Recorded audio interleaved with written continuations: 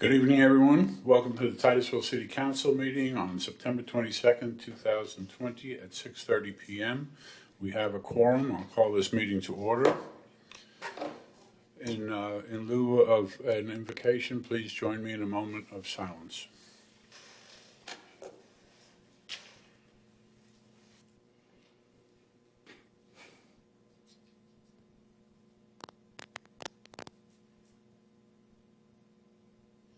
Please stand and join me in the pledge to the flag. I pledge allegiance to the flag of the United States of America and to the republic for which it stands, one nation, under God, indivisible, with liberty and justice for all. City Clerk, will you read the rules for speaking to council this evening? Yes, sir. The following is the procedure for public comment. Individuals wishing to speak on public and non-public hearing agenda items must complete a sign-up card and present it to the clerk prior to the item being introduced. Those wishing to speak on quasi-judicial public hearings must complete a sign-up card and sign the oath. Sign-up and oath cards are available on the table in the council chamber. Then, for individuals wishing to speak on non-agenda items, may do so under petitions and requests from the public present. This opportunity is offered twice in the meeting, and individuals may speak at either the first or second petitions and requests, but not both, and no sign-up card is required. Citizens shall not comment on any issue more than once during the meeting. All comments except petitions and requests must address the pending issue, and citizens will be given 3 minutes to speak on agenda items. And finally, citizens wishing to speak on consent agenda items must submit a comment card identifying the items of interest. Speakers shall be given 3 minutes per item, and however, citizens wishing to speak on more than 3 consent agenda items shall be limited to speaking for a total of 10 minutes, regardless of the number of items identified. Thank you, City Clerk. City Attorney, will you please read the meeting rules? The City Council meeting may be conducted by utilizing communications media technology as provided in Section 120.54 5B2 Florida statutes without having a quorum of council physically present in the council chambers. In order to help prevent the spread of the COVID-19 coronavirus and to comply with all local, state, and federal laws and guidelines regarding social distancing and social gatherings, designated seating shall be provided for the public within City Hall. Individual speakers shall, when directed to do so, be given the opportunity to speak on agenda items at City Hall during the meeting in accordance with City of Titusville Resolution Number 16/2020. Signs held by speakers are permissible, but no tripods, easel, props, or other demonstrative aids shall be brought into City Hall. In addition to the regular broadcast of the council meeting via closed-circuit television and live-stream YouTube video, which may be accessed through the city's website, video and audio of the meeting will also be provided within City Hall for the public in attendance. As an additional method for public participation, the public may submit written comments via email to city.agenda@titusville.com or by regular mail to City Council's attention at City Hall, 555 South Washington Avenue, Titusville, Florida, 32796. Written comments must be received by 5 p.m. prior to the start of the meeting and include the sender's name, address, and the subject line must specify the agenda item being addressed. All comments will be disseminated to the council members and made a part of the record prior to any action being taken. Speakers who appear in person will be subject to screening for symptoms of COVID-19, and any persons exhibiting symptoms of COVID-19 will not be permitted to enter City Hall. Thank you, sir. And Mayor, before we Yes, begin the meeting, the applicant for agenda item 10A has requested to withdraw that item, so staff would recommend that you withdraw that item from the agenda. Okay, we will do that. City Manager, you want to introduce the first item, please? Yes, sir. This is actually you want your minutes first, sir. Sorry? I couldn't hear you. I'm sorry. You want your minutes to be approved first, sir? Oh, I'm sorry, I missed that one. Yeah. Yes, please. Mr. Mayor, I move we approve the minutes of when. There are no minutes listed. Right. Yes, sir. There's no minutes listed. Okay. That's why I didn't have it down here, I guess. I just want to make sure you knew that was an agenda item, sir. Okay, now. We're on to special recognition and presentations, item 5A. The City of Titusville Code Enforcement Division has exceeded all the required standards and is formally awarded by the American Association of Code Enforcement, AACE, with a 4-star accreditation. AACE President Barbara Burlingame bestowed this accreditation, reviewed by an independent third party after a comprehensive evaluation of the division on 50 high standards relating to their submission of jurisdictional information, staffing, policies, procedures, reporting, and response history. Notedly, this nationally recognized accreditation is a coveted award that symbolizes professionalism, excellence, and competence that has been awarded to only 4 code enforcement agencies within the United States. The Titusville Code Enforcement Division responding to over 10,000 inspections and a combined 19,000 complaints, violations, and cases in 2019, ensures compliance with Titusville codes and other regulations, and implements the policies and procedures set by the government at the state and federal levels. The AACE accreditation cycle is every 3 years, and accredited agencies share best practices for effective and customer service. And with that, Mayor, I'd like to bring Mr. Glenn Tollison forward with his team to describe what this is about, and if I could get a photo with you and them. You sure they want that? Okay. Yes, sir. Please. Come on, Paul. Come on up, guys.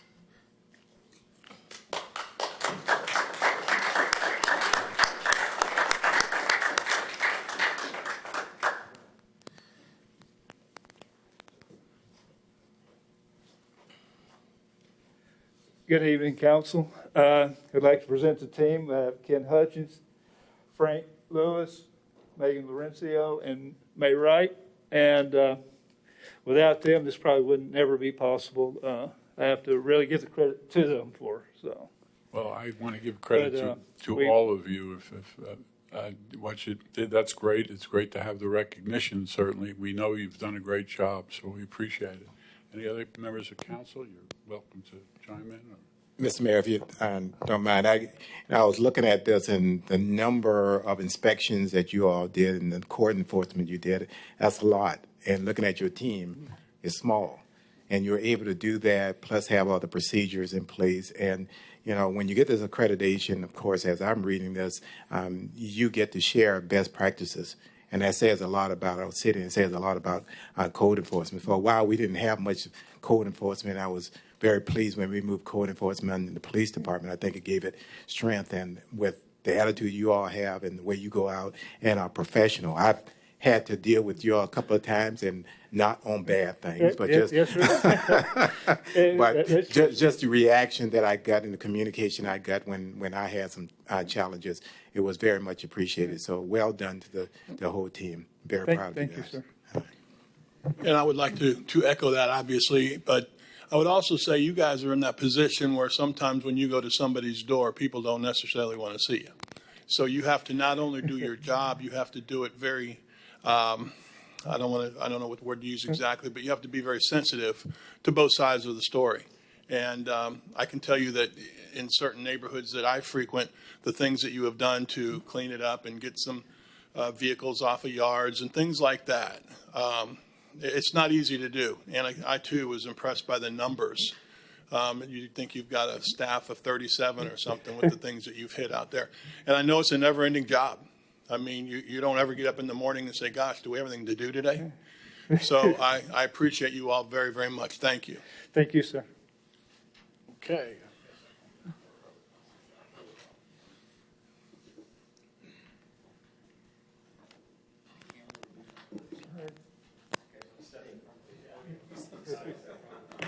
Say again? Well, you do too. You do. I have enjoyed this. You'll smile. I know what you're thinking. Same here. Hey, you do all the motions. You do all the motions tonight. You do all the motions. No, I'm serious. And I'll do second.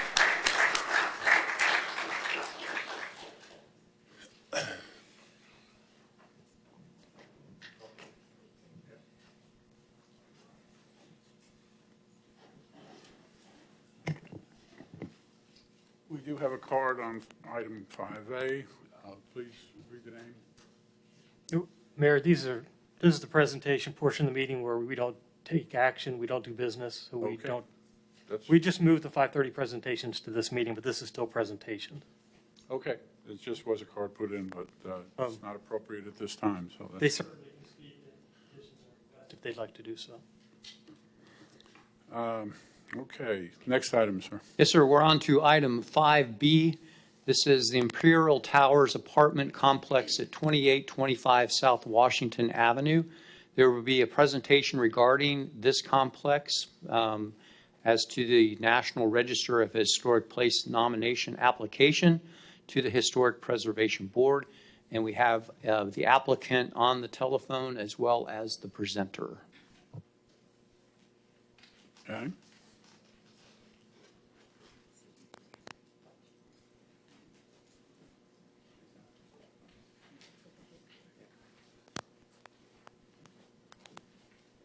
Okay, they're going to speak at this point? Yes, sir. All right. I think we're waiting for the presentation. Yep. Go ahead and ask him to unmute and speak. What? Okay, who's ever up there that wishes to speak, please do so. Mayor, this is Paul Weaver, representing the applicant. Are you able to hear me? Yes, sir, I am. We all are. Thank you, Mayor Johnson and members of the City Council. This is Paul Weaver. I prepared the application, and just to give you a brief introduction, I prepared back in 1999, our company did, Historic Property Associates, the first historic building survey of Titusville, so we're very familiar with the community. And also, as in the introduction, I saw the, I guess, the promotion or the information about J.J. Parrish Hospital, and I had the great fortune to actually do an oral history interview with Senator J.J. Parrish back many years ago. So it's good to be in Titusville again, and again, thank you for the opportunity. I have a confession to make, and I've done probably 200 of these applications, and this, I think, is the first one that is actually younger than I am. Building was placed in service in 1964, and I was talking with Tim Ford of the planning department today. I guess a lot of people, well, this is a relatively new building, but if we think about it, I think arguably Titusville's greatest period of historic significance was the Space Age period, and this was the city's first modern building. It was built directly as a result of the construction of the vertical assembly building across the Indian River. So it has been vetted before the state Historic Preservation Office, and it's coming to you as an owner-initiated application, part of the certified locally ordinance government. And I think you're able, Mayor, are you able to see the first slide? I see a slide. It's up on the wall, and it's very difficult to see. Oh, we got it on here. Okay. Yes, sir. Go ahead. Okay. Well, this just is a little bit about the National Register program. I've been working with the owners for the past 9 months. They're excited about the history and the architecture of the building, but one of the really important things is the financial incentives. And item 2 that you see, the historic property tax credits, is a very big incentive, and that's one thing that we're applying for. We're going through the process right now, and they're doing some things to bring this building back. I know it had seen better days, but they are making, as I think you all are aware, a very sizable investment in this building, and they're trying to do the right things the right way and bring some of the historic features of this building back again. Next slide. Is that supposed to be on the screen? It's not. There we go. Okay. Okay. This Very is the good. next slide. Just to give you, I'm sure you're familiar. It's on South Washington Avenue. At the time the building was constructed, this was the very south limits of the city of Titusville. Next slide. And this is what the building looked like when it was placed in service back in 1964. It was by far the largest building in Titusville at the time, and very, very modern. My understanding, the first elevators, a lot of very sophisticated features, and sort of space age design in keeping with the historic period of Titusville at the time. Next slide. I thought this was interesting. This is a slide of the city council and the mayor at that particular time at the grand opening of Imperial Towers. It was a very important event in the history of Titusville. Next slide. And again, another slide, a big deal, very, very well covered by the local papers at the time, and a very important event for Titusville at the time. Next slide. And this is probably one of the most important aspects of the importance of the building. It was designed by a Miami Beach architect named Gilbert Fine, who really not only had a statewide reputation, but a national reputation at the time, originally from New York, but he was designing buildings all over Florida and throughout the United States. But he specialized in apartments. This was really the largest apartment building that we've been able to document that he designed. So that concludes my slide presentation. I just wanted to thank the council and the mayor for hearing us. We would appreciate your support. This is the first step. You're a certified local government. It comes before you, and we're going to have a meeting with the your historic preservation board in October, and then it goes before the state board up in Tallahassee in November. So I'd be happy to answer any questions, and we really would appreciate your support on this. Thank you, sir. Are there any questions? Yeah. And sir, we have our Mr. Bauer, who is our historic preservation officer, also has a presentation. Okay. Do you want to But wait? I want to wait, yeah. Okay. Very good. Mr. Bauer? Mr. Bauer, are you online? He's having technical difficulties. I'm on the phone. That phone's not big enough for all of us to see. Sorry. It'll be a second. We're trying. All right, talk amongst yourselves.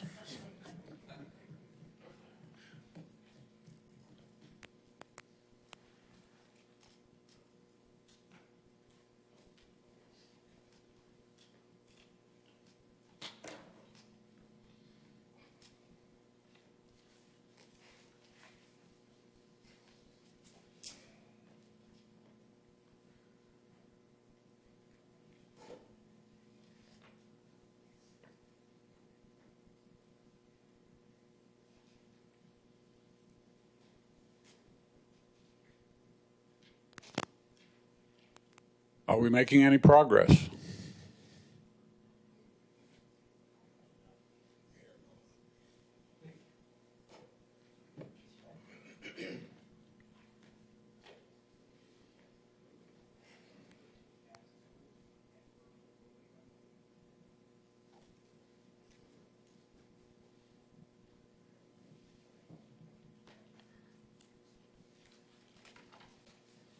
I just spoke with him. He's trying to call in right now. He's having problems on his end.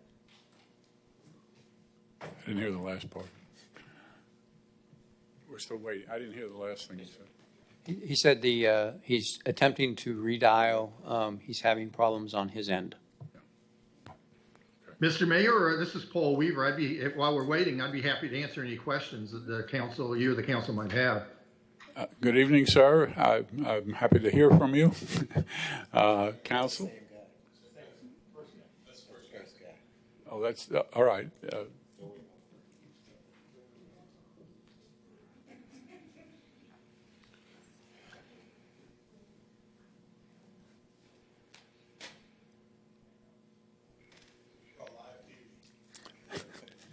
That's what you call technical difficulties.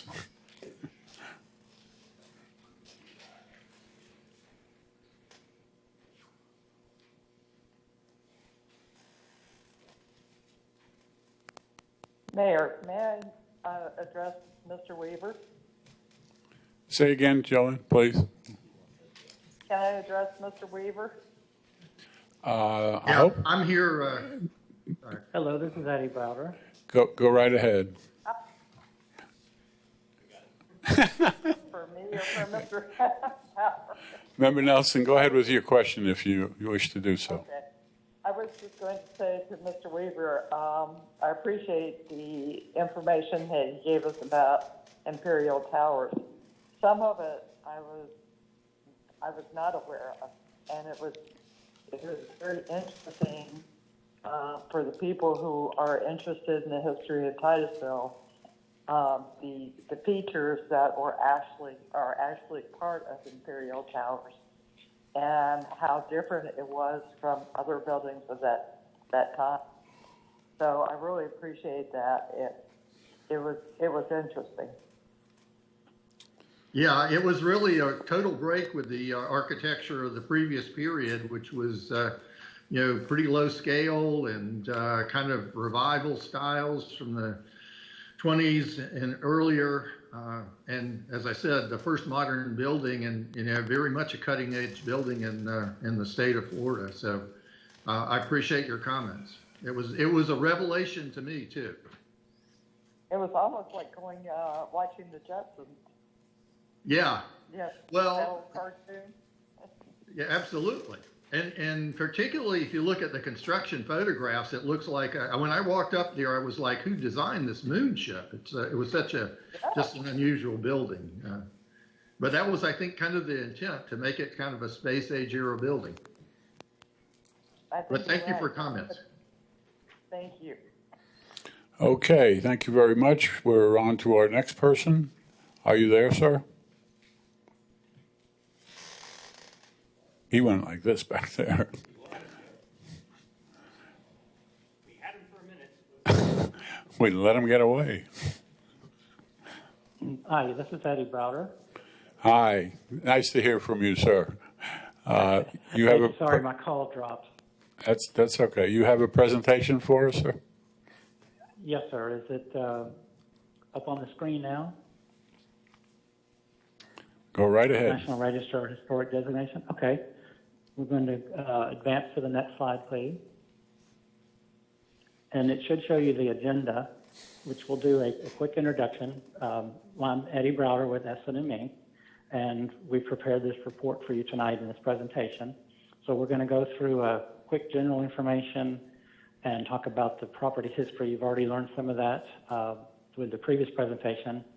We'll focus on the architecture and the architect, and then end up by talking about the National Register criteria, what our recommendation is, and then open it back up for questions.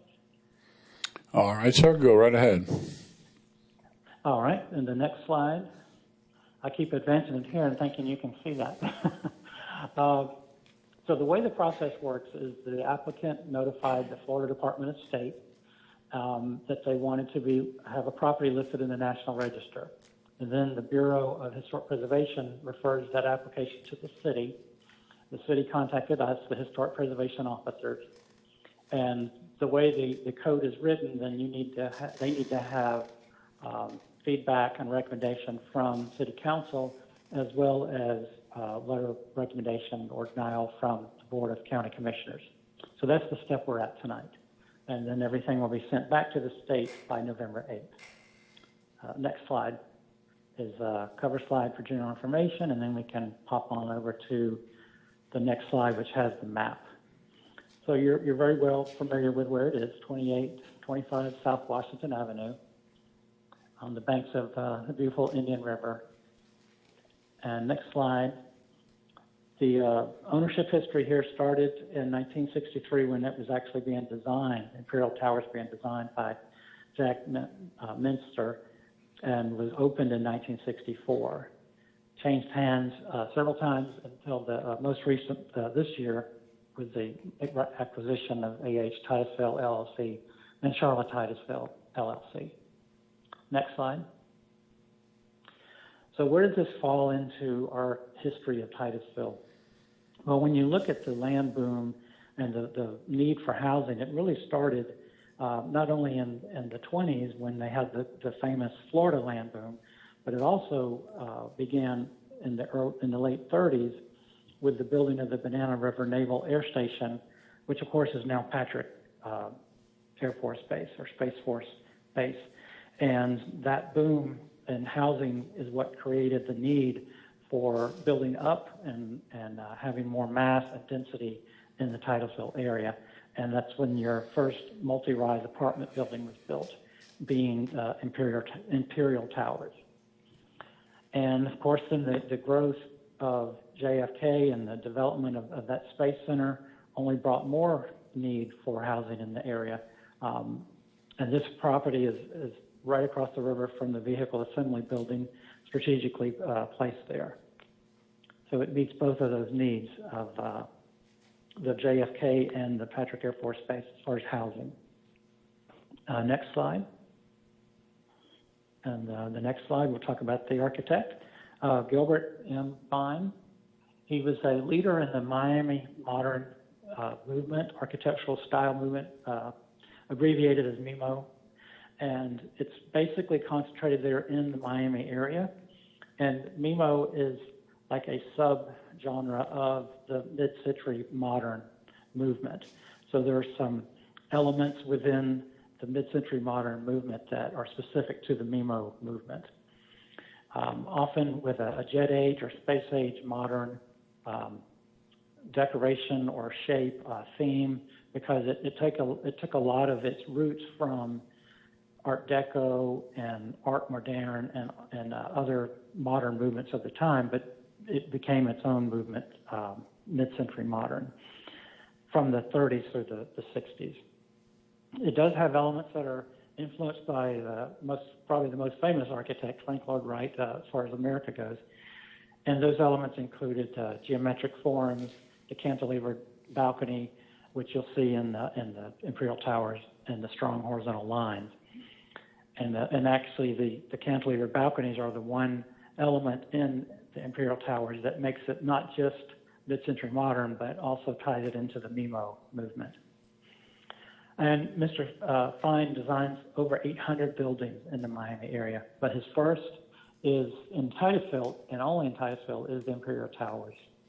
And Imperial Towers was also his largest structure, tallest structure. Next slide, you see photos from the Miami area of 4 of his buildings. And you'll see here it has horizontal lines, whether it's built from, that's made by the building massing itself, or in the concrete bands, and then the louvers, the concrete cantilevers over the windows also help to create that horizontal feel. And you can see the material here being jalousie windows, smooth stucco, intermixed with some stone and brick. And in the next slide, we'll talk a little bit more about the mid-century modern and MIMO movement. There's several mid-century modern examples in Titusville, but there's not any other examples of MIMO.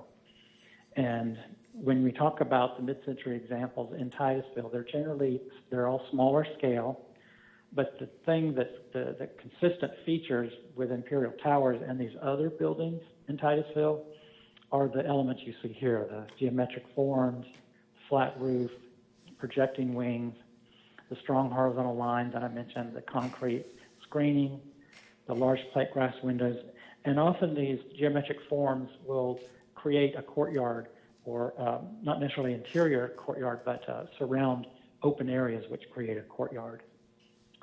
And next slide, we do have 4 pictures of local mid-century modern buildings there in Titusville. On the bottom right, you'll see that red color, that's a concrete screen wall, which is very common in the mid-century modern movement. Top right, the big plate glass windows and cantilevered balconies, as well as the top left picture. Again, you see the use of glass panes, large glass panes, and concrete. So these are all local examples. And the next slide. Now we'll look at the exterior of Imperial Towers. Here's the entry that's on the west side. And this has been modernized and changed a little bit. We'll talk about the alterations in just a few more slides. But another common element of mid-century modern architecture is an arrival canopy like this, or a porte-cochere. And going to the next slide, we see the east and south facades behind the swimming pool area here. And there you can clearly see the cantilevered balconies and the stair tower on the end of the building, which projects above the rest of the mass, a flat roof, and the horizontal bands of windows, all being elements of the the mid-century modern style. And the next slide, the north facade, you see those same elements. But here you see on the first floor the use of the concrete screen wall. We saw an example of that in the earlier slide when we looked at some Titusville examples. That screen wall is very, very popular 50s through the 70s and was a hallmark of the mid-century modern movement. And when we go to the next slide, the alterations shown here, this dining room area was added later, and it's a curved feature which was not original to the building. But it's still in keeping when you look at the different architectural examples of this style. It's not unusual to see curves incorporated with the rectilinear masses as well. And the next slide, this is the entry canopy again. And I know it's probably hard to see there, but if you squint and look close, the columns that are supporting the entry canopy were originally rounded and they were angled. So they carried that same angle that you see in the roof line down to the ground. And then another modification you'll see is the walls on the first floor on either side of that canopy they look solid. It's actually a concrete veneer that's been put over the screen walls. When you look at the historic picture, you can see on the right there, top right, you can see the original screen walls that were there. And according to the applicant, they do plan on restoring the screen walls as well as the poles that hold up that canopy. So they're going to kind of take away this modern, more modern adaptation and let you see the real mid-century modern construction. The next slide is where we'll talk about National Register. And then the next slide, we have 4 different criteria in which we've evaluated this application, and it's the same that the State Historic Preservation Officer has reviewed and same criteria that they use.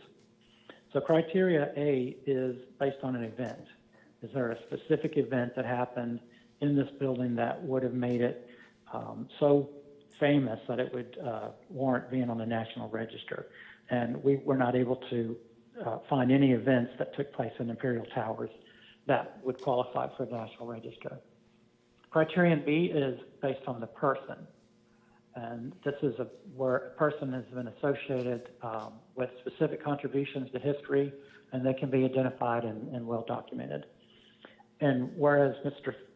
Fine was a well-known architect in Florida and definitely a respected MIMO architect, his legacy in Titusville is really only tied to this one building. So it does not meet criterion B. By contrast, if this was a building that was designed by, say, Mr. Pritchard, one of the Titusville's founders, and we know that he had the Pritchard House and he brought the first bank to town and the first electricity to town, then definitely, Mr. Pritchard would qualify under criterion B. But with Mr. Fine only having one building as his design in Titusville, he does not qualify. So the next slide, we see criterion C and D. Criterion C is concerning design and construction.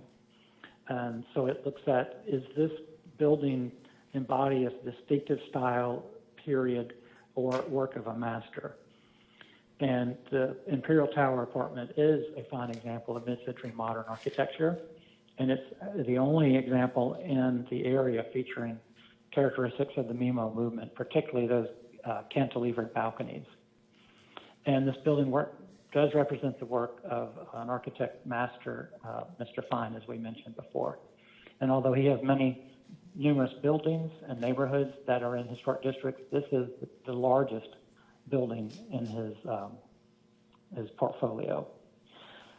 And finally, under information potential criterion D, this is where the site would yield information regarding history or prehistory pertinent to the U.S. history. And we don't see in Imperial Towers contributing to this body of knowledge for history or prehistory. So in the next slide, let's do this. You'll see we have animations there. It's much easier on my computer than speaking, but those are the two with the stars. If you'll hit the return, those two are the under criterion C. Those are the two that qualify it for the National Register. So now we should be at the title slide for the recommendation. And then the next slide gives you our recommendation. But first, your options for tonight. You can approve this proposed designation. You can deny it. You can amend it. And you can also continue the matter for additional information. But based on our evaluation, we recommend the nomination of Imperial Towers recommend that the State Historic Preservation Officer approve the nomination.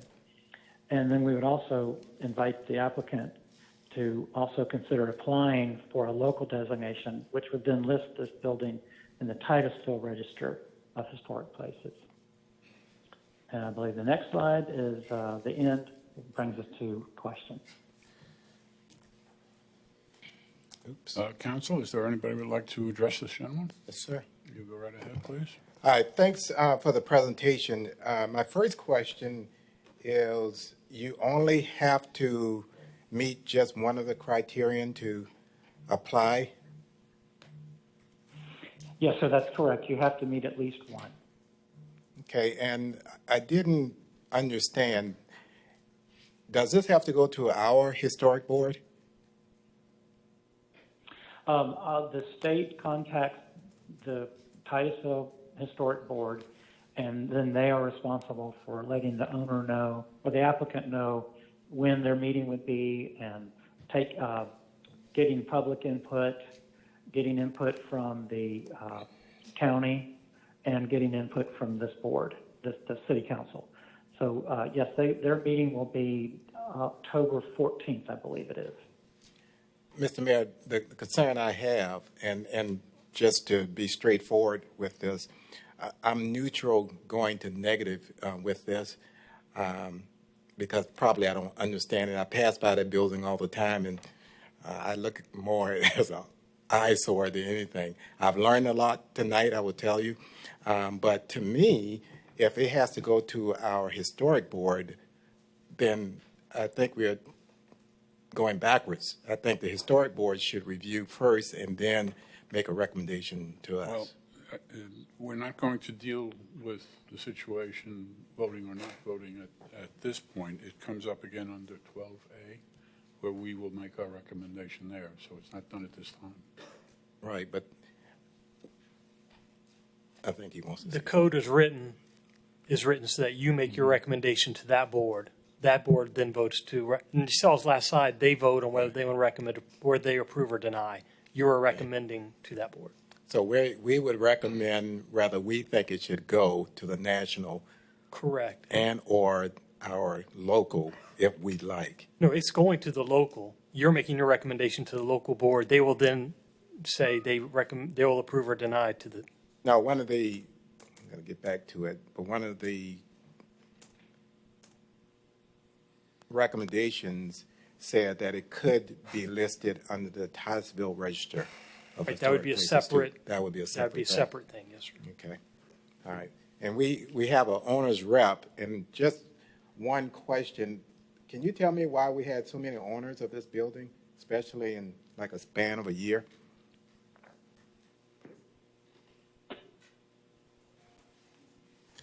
Yes, Councilman. This is Paul Weaver again. I really don't know the reason. I saw that there was a recent change in ownership, but it's basically been the same group. I think they've reorganized into a specific LLC for this particular building. But it's basically the same group that bought it in 2018. And I don't know whether it's for liability reasons or whatever, but it's the same group, but I guess with just a different name. Okay, and my last question really is the process. There's been a lot of modifications to this building in the last few years. And looking at some of your pictures, I'm seeing like the balcony area has screening, and you did talk about the columns that was there that were round. Does that take away from what the architecture is supposed to be? And does that not take away from the character of what the National Register is looking for? I guess I was assuming that when you have a building on the National Register, no major modifications have been done to it before it's put on the register. To answer your question, we have in the application worked with the state office and address what I would call the integrity. And every building changes over time, but their evaluation was, and I think probably your consultant as well, there's certainly sufficient integrity for this building to qualify. And furthermore, on that west elevation, some of the historic features have simply been masked. They've covered up, and our plan is to restore that entrance and to also remove, there's a veneer on those, some of those concrete screens on the building. So we're going in a more positive direction with the plan, and the owners understand that. But it does meet in my opinion, and opinion of the state office, it does meet the integrity consideration. So it's really been thoroughly vetted, and it's going tonight before you, and then we look forward to meeting and presenting to your local board as well, and then it will go to before the National Register Board in November, and we're very, very confident that the building will be approved and forwarded to Washington. We really spent a lot of time laying the groundwork for that. Okay, I say that was my last question, Mr. Mayor, but I have one other one. And what is the grand plan for this facility? What is the end game? Well, it's going to go back to primarily apartment units. And there's going to be, I think there's about 180 in there. The north tower is presently occupied, but the south tower has been out of service for a long, long time. It's in pretty distressed condition. There was a fire in there. The hurricanes have affected it. So the owners are, we've got a plan that's being approved again by the state office right now. We're about to submit it to restore, I guess, probably about 90 apartment units to that south tower. And there'll be a little, I guess, a commercial use in the lobby. There's a restaurant in there. So their hope is to really bring the building back to its glory, its glory years. And I think it's going to be a major improvement on that building. I've heard stories about how distressed it was. And so their hope is to really make it an important part of the city of Titusville again, but primarily as a residential use. Okay. Thank you, sir. Thank you, Mr. Mayor. Yes, sir. Vice Mayor? Yes, sir. I learned a lot tonight. I learned that it's very difficult to get on the National Register Historic designation, and that you're speaking of architecture and certain people who might have been there and this and that. But from a perspective, and I think there's some people in this room that I recognize will be able to say the same. When I came here as a 7-year-old kid in 1965 with my dad with the space program, that was like a castle. That was a palace. And if you knew anybody who lived in there, that was a big deal. And I don't know if you're just looking at the building, and certainly, Member Jordan, I can understand that if you weren't here in the 60s when it was, I think that the only other thing that was more than one story was the Howard Johnsons. And I could be wrong on that, but that's all I remember. But this was a big deal. And it was a big congregating area for launches. And if you could get out of your car and go into the lobby and see some of the shops, it was a big deal. There was no Searstown Mall, there was no Miracle City. You had Howard Johnson's down there, and I'm not sure we had streetlights. So that was a huge deal. I said to somebody the other day that when that came up, that was a bigger deal than the towers over on the river. And I know that some of y'all remember what I'm saying. It was just like, man, I just want to go. And if you, like I said, if you knew somebody who lived there, it was like, whoa. So that's historic to me for Titusville, if nothing else. And I get that you've got to, looking at, like I said, I learned a lot. It doesn't seem that the historic 56 years of being here, I don't know how many hurricanes it's gone through and how many launches and how many historic Apollo 11 and Apollo 13 and the shuttles. All of those were not quite in the shadow, but certainly across the river from this building. And that's historic. It's historic to those of us who were here.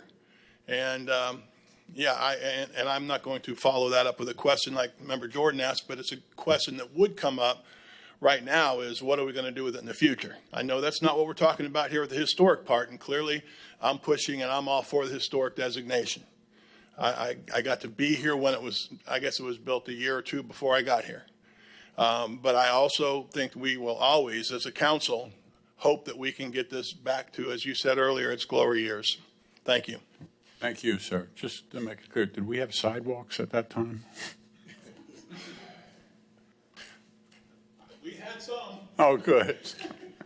I'm serious. I don't think we had street lights on US 1 certainly not on Highway 50 we didn't. So I don't know, but it's historic. It's historic. Member Nelson, do you have anything you'd like to add or questions? No, I would concur. I was very impressed with the presentation and the information that Mr. Weaver provided us, and Mr. Bowder. I learned a lot about architecture, much more than I knew before, and I was really impressed and very well informed with his presentation. So I thank both of them. Very good, thank you. Yes, we did have sidewalks. And I think we had one street light downtown too. Street lights downtown. We were pretty skinny on street lights, so. Thank you very much. Member Stokel. Yes, thank you. I would just like to echo what everyone else has already said.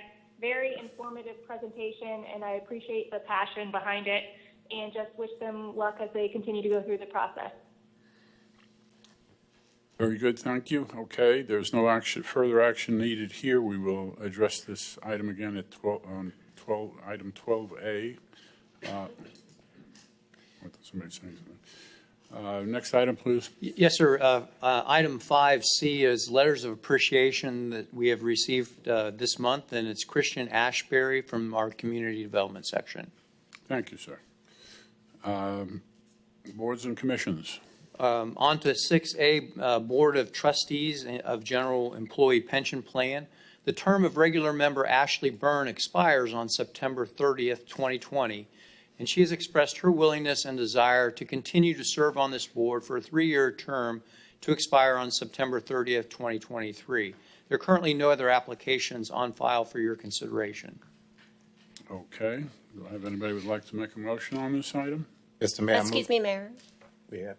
I'm so sorry, sir. We have one card. We're making no decision. Oh, Yep. yes, we are. I guess we are. Okay, call the card, please. Thank you, sir. Stan Johnston. Please make it relevant to this item, sir. Stan Johnston, professional engineer here in Titusville, former employee of the city of Titusville. This is a big deal, a very big deal. On April the 28th, we had an auditor's report, more and more. And it said the city of Titusville has a big problem on this very item, the OPEB, the general, in other words, this particular item. Fact is, they reported Because that was the one thing he asked me, was it the 5:30 or the 6:30? I said, no, it's 56. 6:30 to Is whatever. someone is on, has a mic on? Okay. Oh, so sorry. Let me hang up. Okay. Right ahead. $56 million unfunded OPEB liability not reported. This is what I brought to council. $56 million. Now, this is somewhat misleading. What I wrote here, it says it's not reported. Actually, it's reported, but it's ignored. And for example, when anyone in the city of Titusville says our budget is balanced, it's not true. $56 million unfunded liability means, divided by the citizens of Titusville, is that every man, woman, child, baby in the Titusville. Relevance to this item, sir, please. By golly, it certainly is relevant. Sir, this is don't OPEB. raise your voice, sir. Okay. Don't take my time. I'm not taking Don't take your my time. okay, You're now, talking. This is a big issue. Fact is that just the meeting before this is that this is when the city of Titusville removed me from the meeting by direction of the mayor. So that's what you brought in. But the thing is, I want you to listen to this, is that that you need to stop misleading the public. I'm talking about the mayor, the city manager, and so forth. Is that our revenue does not meet our expenses. This is a big deal, this OPEB board, a big deal. And the people who are involved in it should understand it, because the city is misleading us. There has been even a meeting on one of the council meetings, the city of Titusville, without any discussion from the public, discussed among themselves 27 minutes. 27 minutes on the subject, bankruptcy of the city of Titusville. $56 million is a big deal. And if you add to that the police and fire, it comes up to $65 million. The city of Titusville is in trouble. And that's what the auditor said. And this is about this particular item. So I need you to listen up and stop ignoring it and be truthful, because you're not being truthful about it. So I want you to, the people who are involved in this, to take notice that this is a big deal. It's an important title. Your time is up, sir. Thank you. May I have 2 minutes? Anybody wish to give him additional time? I see none. Next item, sir. You'll need to vote on this item, sir. Sorry? You'll need to vote Make a on this item. Oh, yes, I guess so. I'll make a motion. I need a motion. Mr. Mayor, I move that we appoint Ms. Ashley Byrne to the General Employees Pension Plan with a term to expire on September 30th, 2023. I have a motion. Second. I have a second from the vice mayor first, sorry. And roll call vote, please.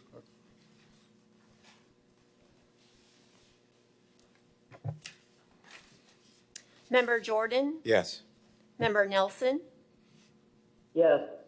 Mayor Johnson, Yes, Vice Mayor Diesel, Yes. Member Stokel. Yes.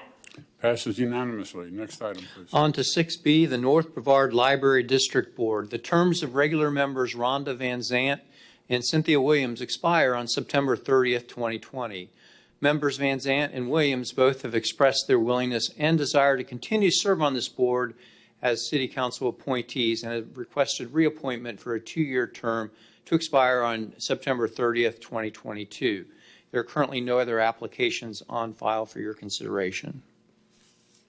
Okay, any discussion on this item? No cards. Anybody wish to make a motion? I'm ready. Mr. Mayor, I move that we appoint Ms. Rhonda Van Zant and Cynthia Williams to the North Brevard Library District Board with the terms to expire on September 30th, 2022. Second. I have a motion and a second. Roll call vote, please. Member Nelson, Yes. Mayor Johnson, Yes. Vice Mayor Diesel, Yes. Member Stokel, Yes. Member Jordan. Yes. Passes unanimously. On to 6C, this is the Community Redevelopment Agency. The term of member at large, Dr. Greg Aker expires on September 30th, 2020.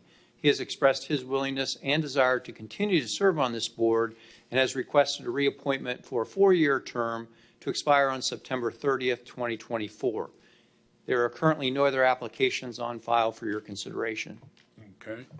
Member Aker, would you like to address the council at this point? You don't have to. Okay. We have cards. Call the card, please. Yes, sir. 1 card, Stan Johnston. You have been called, sir.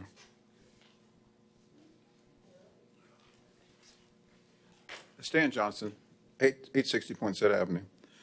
This is another big deal. It's a big deal. In fact, on the same poster, I have information about what's going on in the CRA that a lot of people just don't know about, and it's not in the newspaper. Some of it is.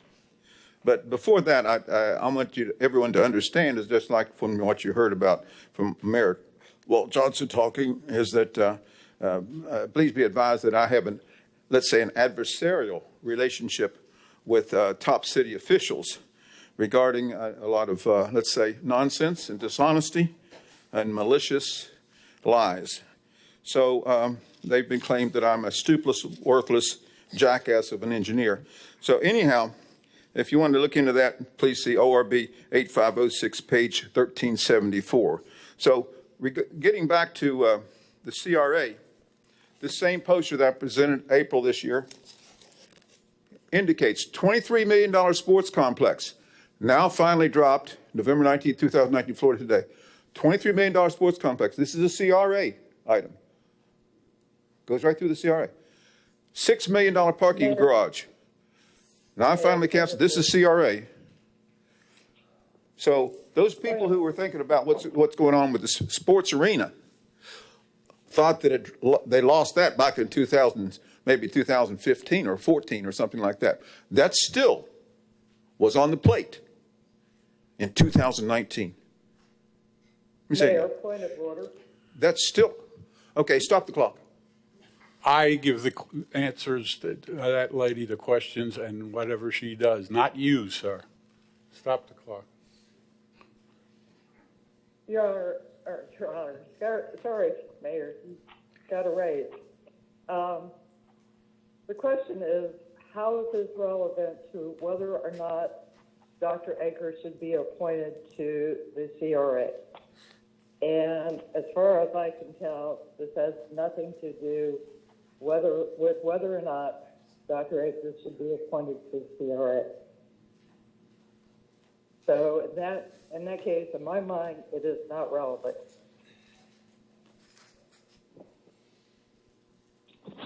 Anything else? No, sir. Okay. She's absolutely right. Keep it relevant to this item, sir. And that's the appointment of Dr. Aker. Put on the light, please. You're absolutely incorrect. Mr. Aker ought to understand is that CRA has been doing things that the citizens don't know about, and they should know about it. And that's what I'm talking about. That has very much to do with this issue. Exactly, right on point. So we want to know, the citizens of Titusville want to know what's going on with this sports arena. They didn't know. They didn't know. I didn't know.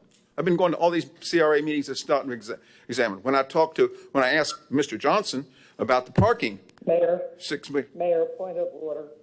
Point of order. The question is, should Dr. Aker be appointed or not? We're having a hard time understanding you. Member Nelson? Member Nelson? I'm sorry. The question is, should Dr. Aker be appointed or not? And we keep getting into the woods or the weeds. We're not discussing whether or not Mr. Johnson is for Dr. Aker being appointed or not, and why. And that's really the question before us. Thank you. You heard the council member. Put his light back on, please. Mr. Broom, I'm going to want to have this meeting terminated and canceled if I don't get my 3 minutes, and I'm not getting it. You know, will I give could you- see this. No, I want it canceled. Understand that? Okay, thank you. How many seconds did he have? 8 seconds. Oh, he had 3 minutes. Yes, sir. At the time that you spoke to me, it was 8 seconds. At the time Member Nelson commented, I don't have that specifically. But he basically had Maybe 1 minute?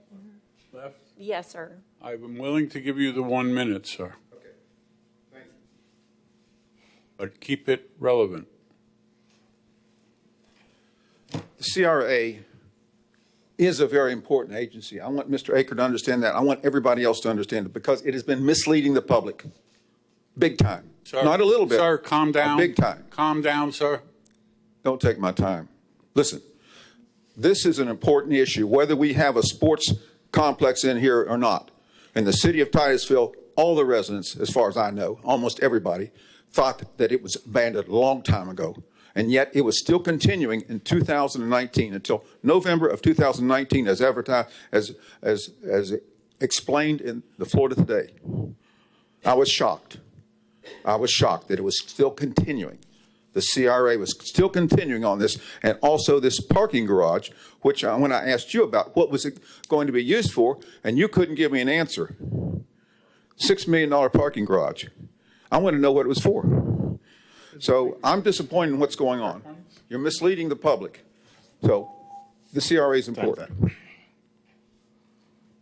I think you know it wasn't for airplanes. But anyway. I'll make the motion. Yes, sir. Go ahead. Mr. Mayor, I move that we reappoint Dr. Greg Aker to the Community Redevelopment Agency with a term to expire on September 30th, 2024. I have a motion and a second. I have a motion and a second. Roll call vote, please, clerk.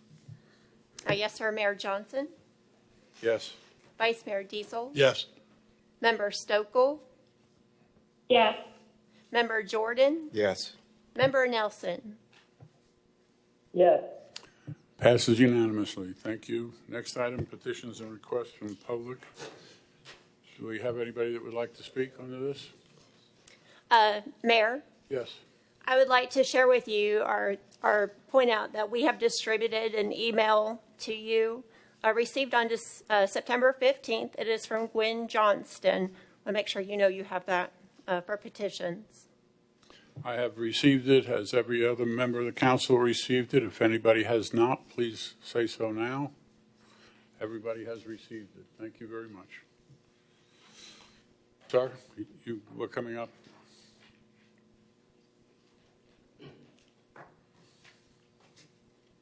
Name and address for the record, sir.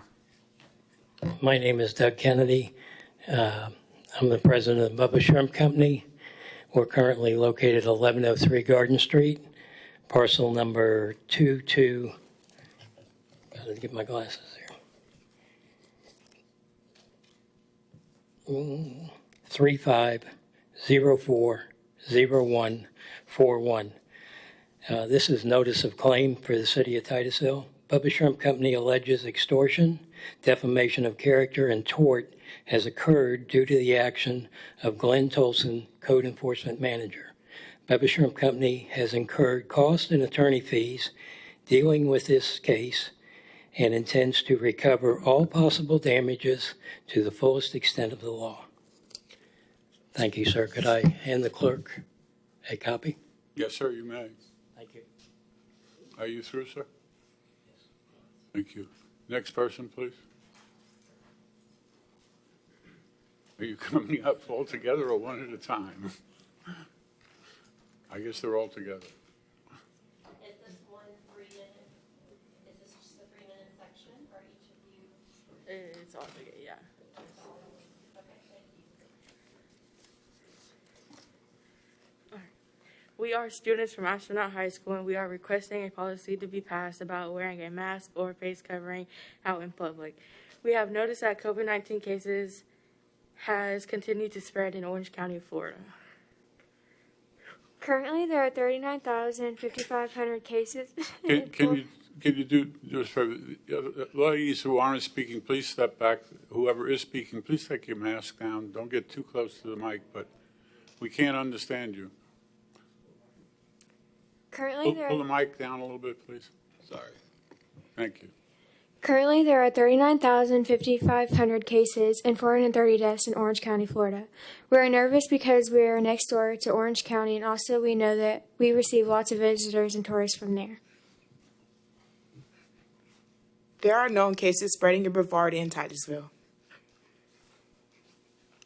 We know that because there are schools infected in our own city and county, such as Oak Park, Astronaut High, Madison, Imperial Estates, Space Coast High, and others. Stated from the preamble of the U.S. Constitution, you have a responsibility to promote the general welfare and secure the blessings of liberty to ourselves and our posterity.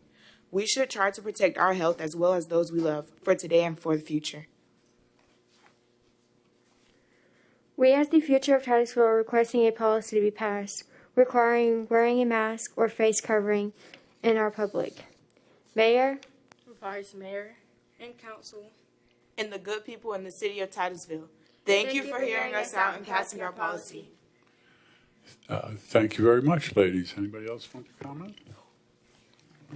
I would simply say, having been at the high school level for so long, and not to miss your point, the first thing I want to say is how impressed I am that you came to speak about an issue you're concerned about. And I appreciate that. I also appreciate the fact that you put a little time and maybe a little practice into it. And I appreciate that. I really do. That was well done. And we certainly got to hear you. Thank you. Anybody else on petitions and requests? Ma'am? Stan Johnson, 860 Sorry. Poinsett Avenue. My wife, as Jolene just mentioned, is my wife sent a letter in because she's been babysitting the grandchildren. So number one, she mentioned it. She said, if you haven't already, please terminate City Manager Scott Larice for causes described in the newsletter. That's Mr. Larice asking for his termination. She's also asking for the resignations of all council members because of some things listed in this, what she has written and what she's given to you. She's also asking for you to stop lying. Do not bully my husband. I need my sleep. Number 6 is answer the following question. Where does the water go?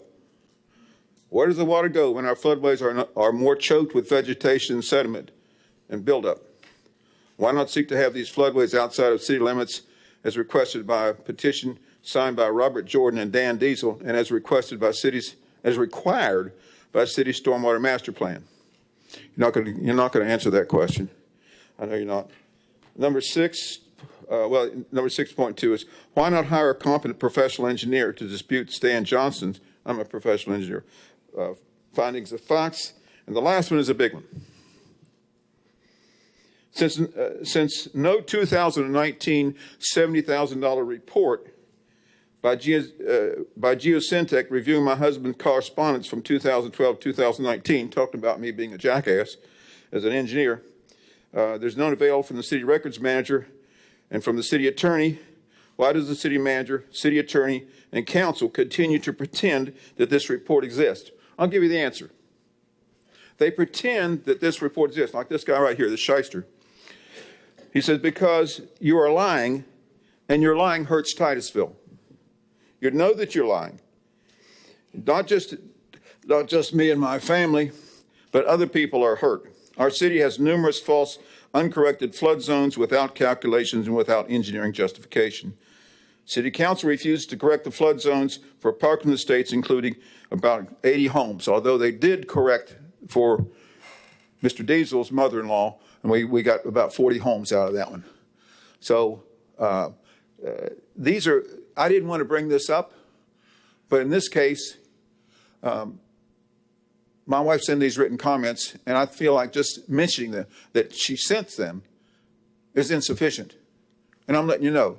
In other words, what you have done on many cases is when someone sends a letter for an agenda item, The city comments on it.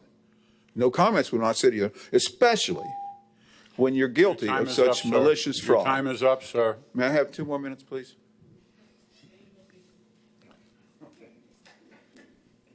Next person, please.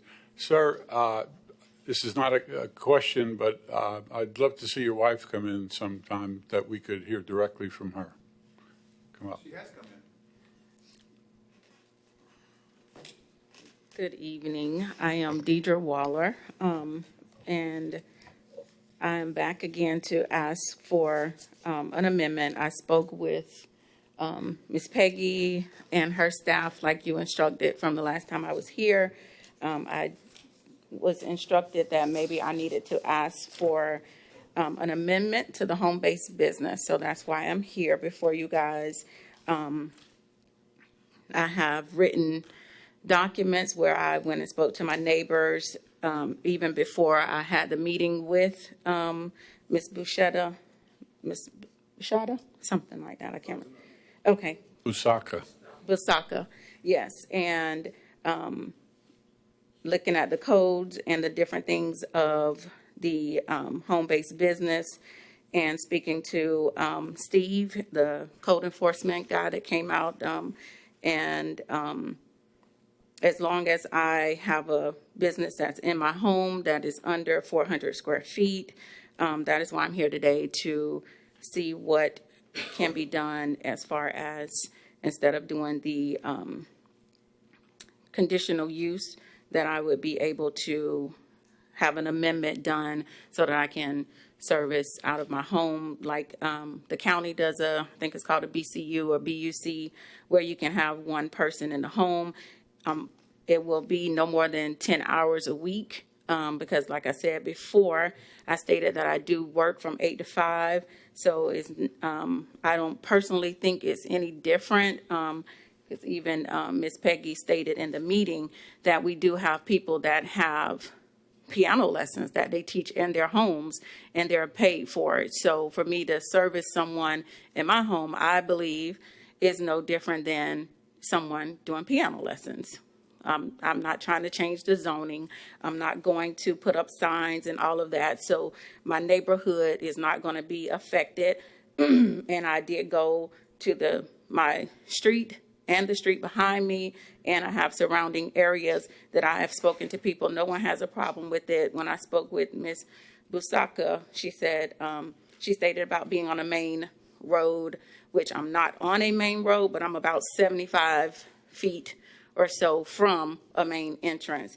No, there won't be anything that will change the residential use that is outside publicly, because I looked at your ordinance, I looked at your codes, and nothing will be noticeable. There's no high intensity of use. Nothing will affect the residential character of our neighborhood.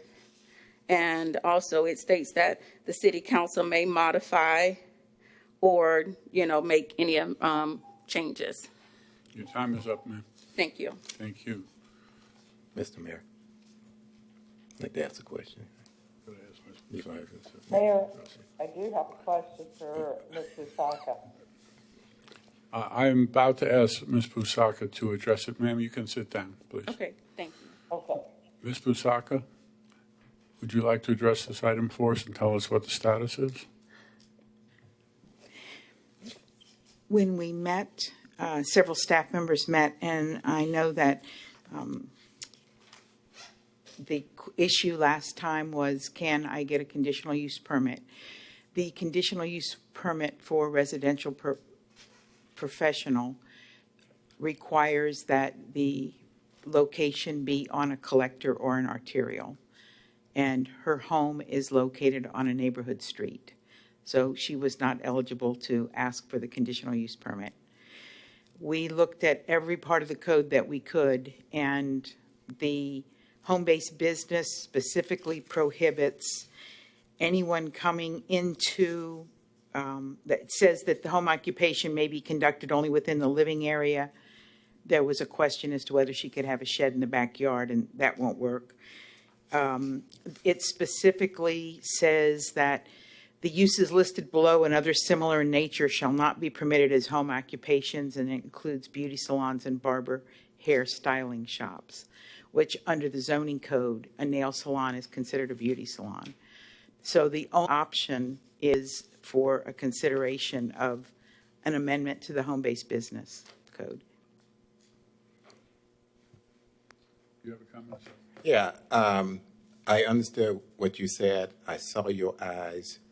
And I would think that we would like to have an advisory from you to see what kind of modifications that we can do to accommodate what she's trying to do within our confines.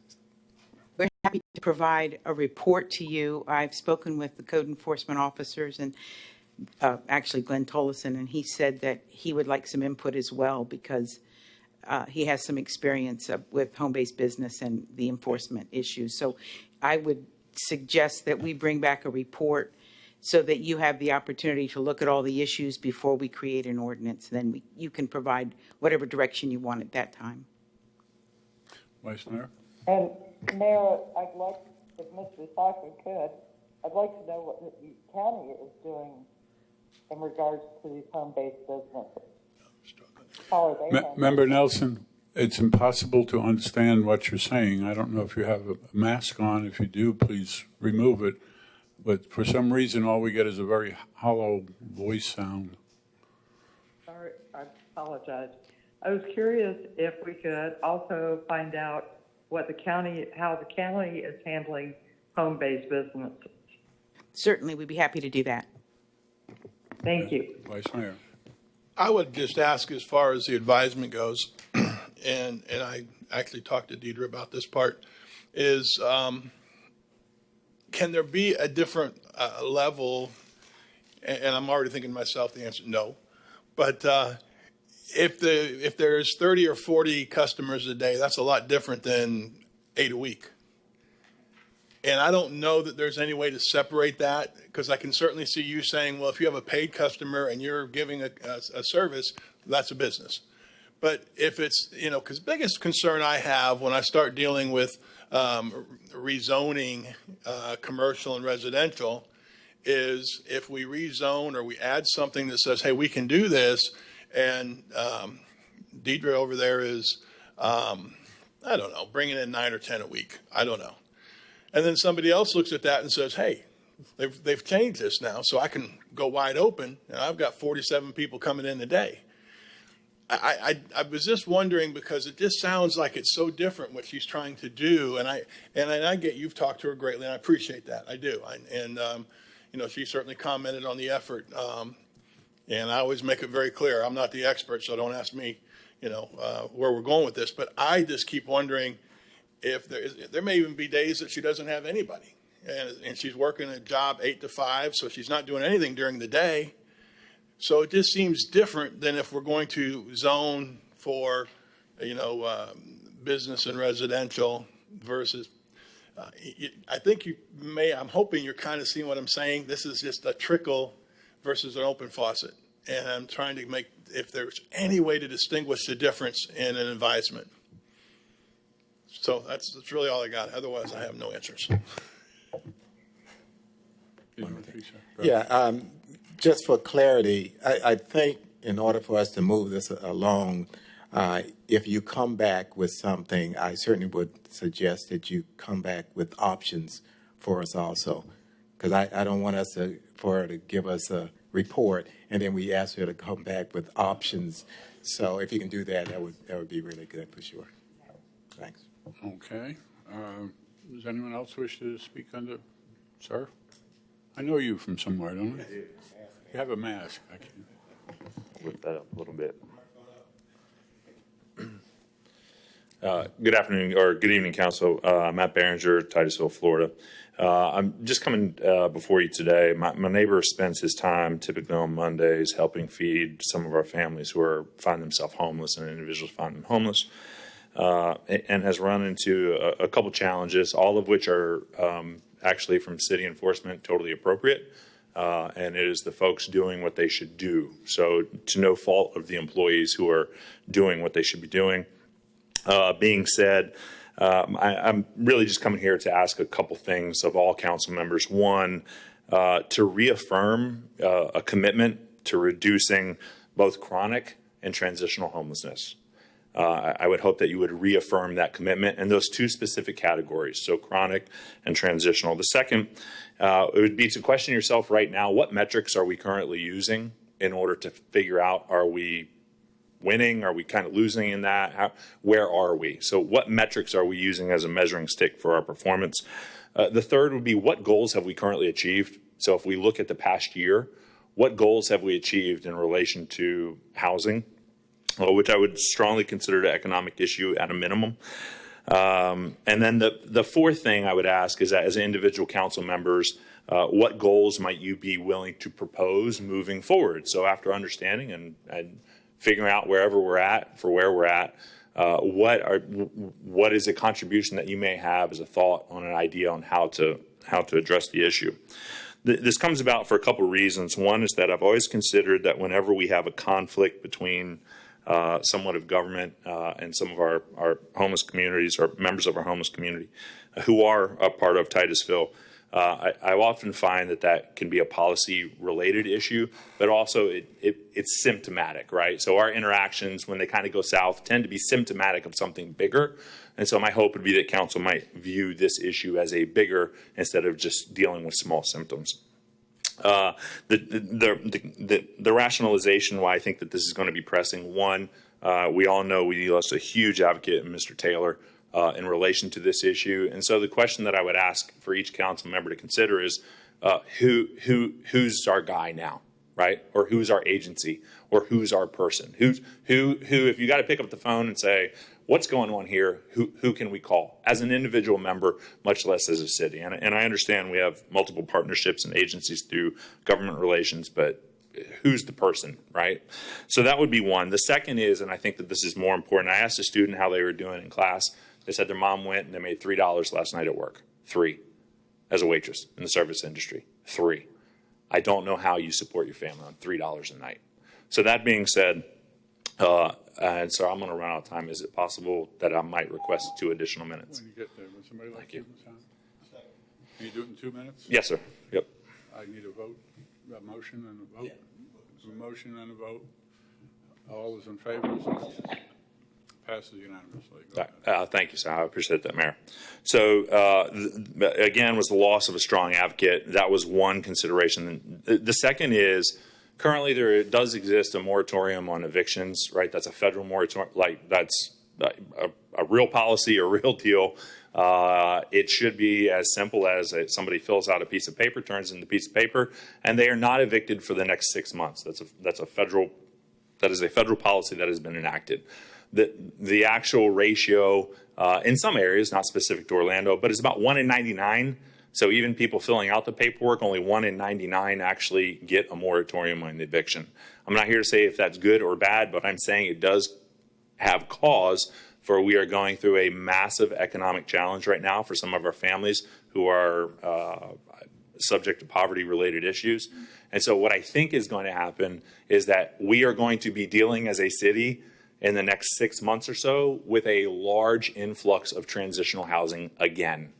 My hope would be that we would be addressing that transitional housing plan now, as opposed to waiting for folks to be couch surfing and trying to figure out what their next move is. So again, for those of us, I'm very fortunate. I have a job, I have a salary, my check's coming. For those of our family members who are dependent on the service-related industry, which is a lot in Titusville, there's a lot of folks that are hurting right now. And rent, they ain't got it. So that would be my ask. 2 things. One, would it be possible to receive a presentation from staff about kind of where are we at relative to homelessness or transitional or those? So that would be one. That's my request. The second would be a city discussion on next steps. So if this is potentially coming, my hope would be that you all may consider having a forum or something with community leaders to say, how are we going to handle this transitional group that is coming? Thank you for your time. Thank you. Thank you. Obviously, this is nothing that we're going to be able to hash out tonight in any way, so I'm going to turn to the city manager. Would you like us to meet with you and the staff on this item, if any of us want to do that, or will you come back to us individually and go over the situation? It's up to you, sir. What I heard the citizen say, he asked for a presentation from staff to City Council. We can certainly prepare that. Is that the way you want to handle it? Sure. Okay, that's... To the best of our ability now. Homelessness is pretty challenging. Let me put it this way. I wouldn't want to be you doing that. It's a very complex issue, as I'm sure everybody knows.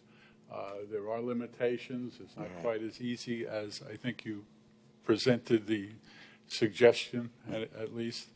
There are many variables in who is homeless and why they're homeless. So I've seen it close up. I live next to a park, and there are frequent visitors there that are homeless, and each one has a different story.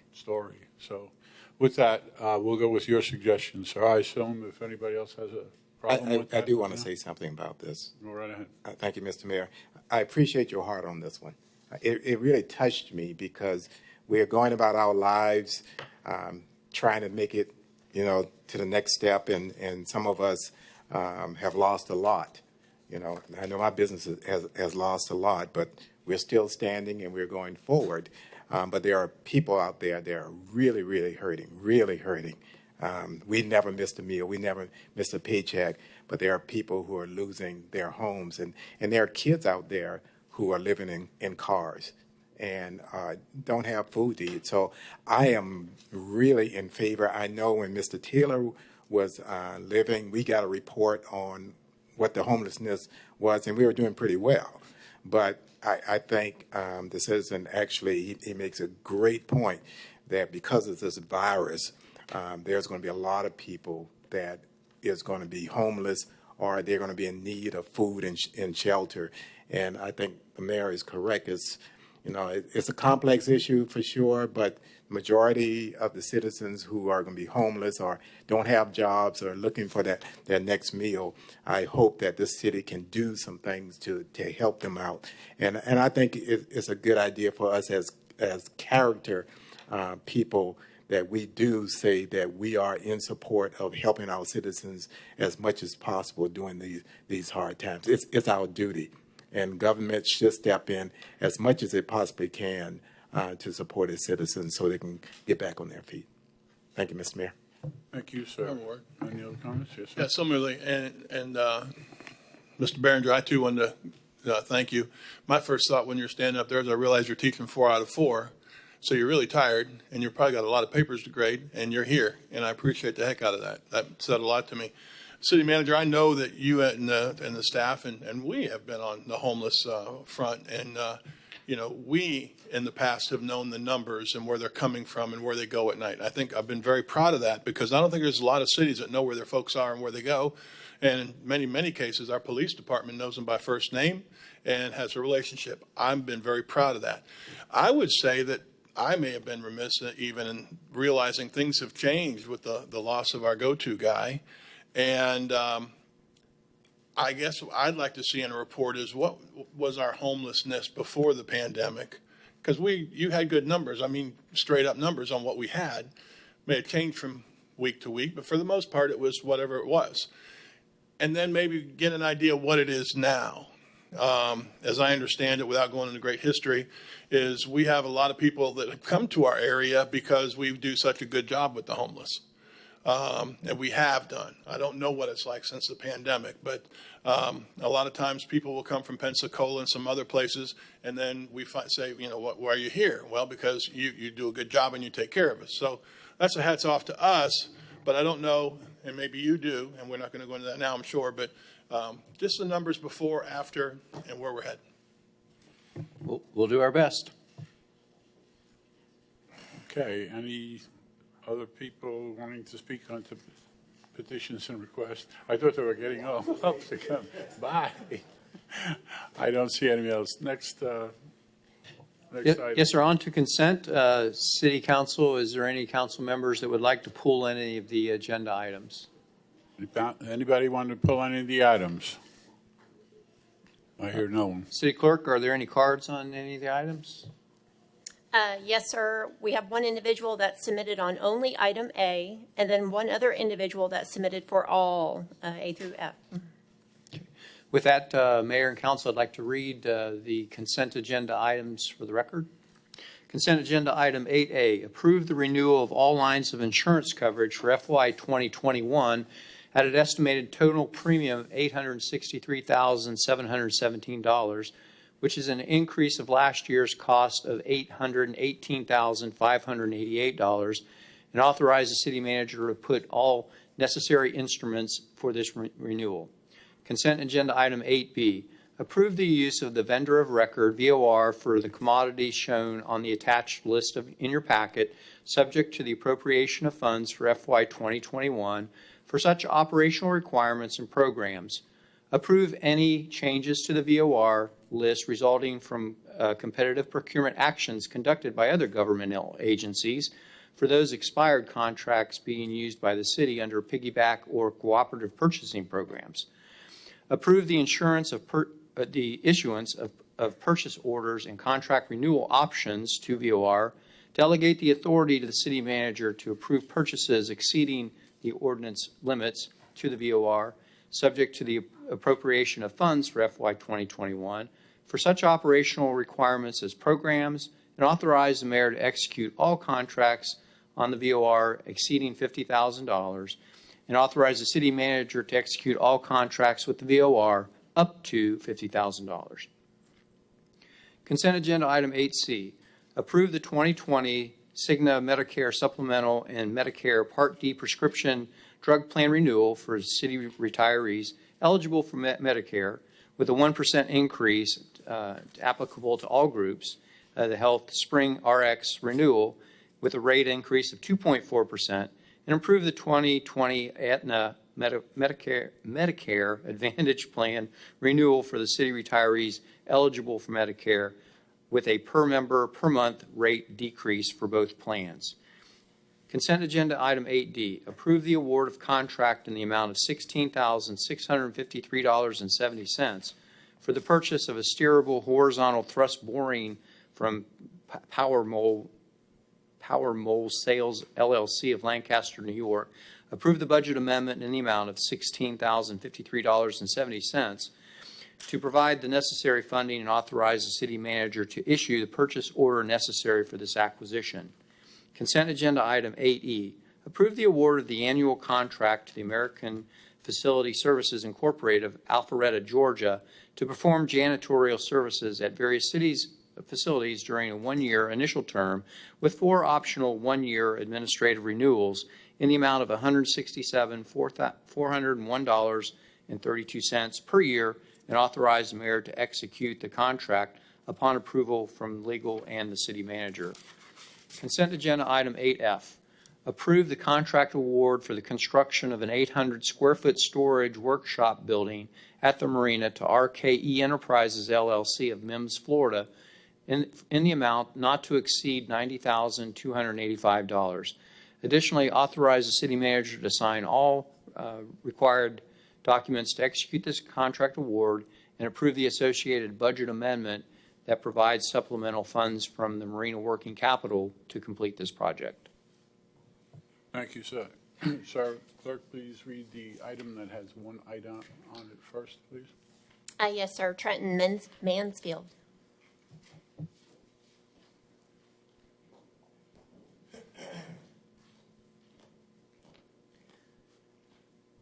I came to you, my name is Trent Mansfield. I live at 1585 Pentax Avenue. Name and address, I'm sorry, sir, for the record. 1585 Pentax Avenue. I came to you a couple weeks ago when we did the millage, and I asked you to keep it at the rollback rate. And I just saw this about the insurance, and it says renewal of all lines of insurance. My question to you guys is, do we, I just drew a blank. Do we ask for the word shop around? My wife's an insurance agent. So do we shop around every year of our insurances to see if we can get a lower rate, or do we just go with the That's just a question. You're taking up your time. I know I am, but last meeting you said it was okay to ask questions. So It is, sir. I just don't want you. No, it's fine. It was just a question. So I'm asking, do we every year shop around to see if we can get the cheapest insurance rate? And if we don't, can we start? Okay. Are you through, sir? I'm not through. I just asked a question. Okay, then go on to your next part. So I'm just asking if that's what we do, and if not, why not? And I guess what I'm doing is I'm putting boots to the ground for what I'm already asking you guys, coming up in front of you guys and asking you questions, holding y'all's feet accountable, holding y'all accountable, not in a disrespectful way, but just holding y'all accountable for spending our money. And that's just one of my concerns for tonight is, do we shop around every year for our insurance rates for the city of Titusville? I understand. I'm going to ask staff to answer it when you are through. I'm done. Okay, thank you. Thank you. Joe, would you like to approach on that? Mayor, council members, good evening. Joe De Niro, Human Resources Director. I'd like to introduce Anthony Morales, who represents Brown & Brown, who will give you an idea of what he was actively involved in renewing all of the insurances that are brought to you. So I think might be able to help answer the question and give you a little bit of guidance and information. Anthony? Thank you. Good evening, Mayor Johnson and council members. To answer your question. Name and address for the record. I'm sorry, Anthony Morales. I'm with Brown & Brown Insurance, Rockledge, Florida. Okay, thank you, sir. To answer your question, there's a bulk of the insurance program that is shopped on a yearly basis. There's a portion of the insurance program that is on a 2-year rate contract, which will come to expire in October of 2021. So that will also be shopped. Okay. Thank you. Thank you, sir. I appreciate your question, sir, and yeah, the answer is yes, we do. Okay, thank you. Sure. And I also say I'm pleased that we were able to do what you and others asked for last time, and that's just go to the rollback. So I hope that pleased you. Good. Thank you. Ask for the next. First, how many cards? Oh, so just one other individual has signed up for consent, but all of the items, I think the new procedure is for 10 minutes to address I was just all. wondering how many that Oh, was. yes, sir. Yes, So I'm you sorry. Just tell me 5. That's fine. Call the card, please. Yes, sir. Stan Johnston. Mr. Johnson, you have 10 minutes.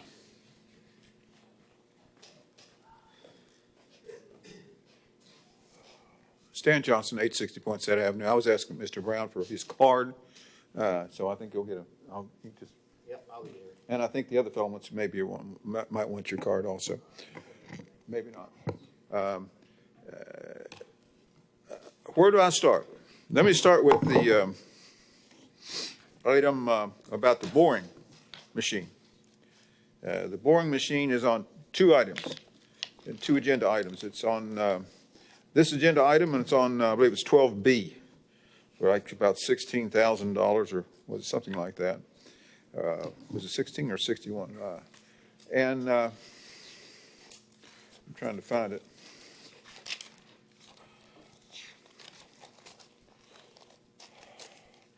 $16,654, the boring machine. And I'm especially opposed to this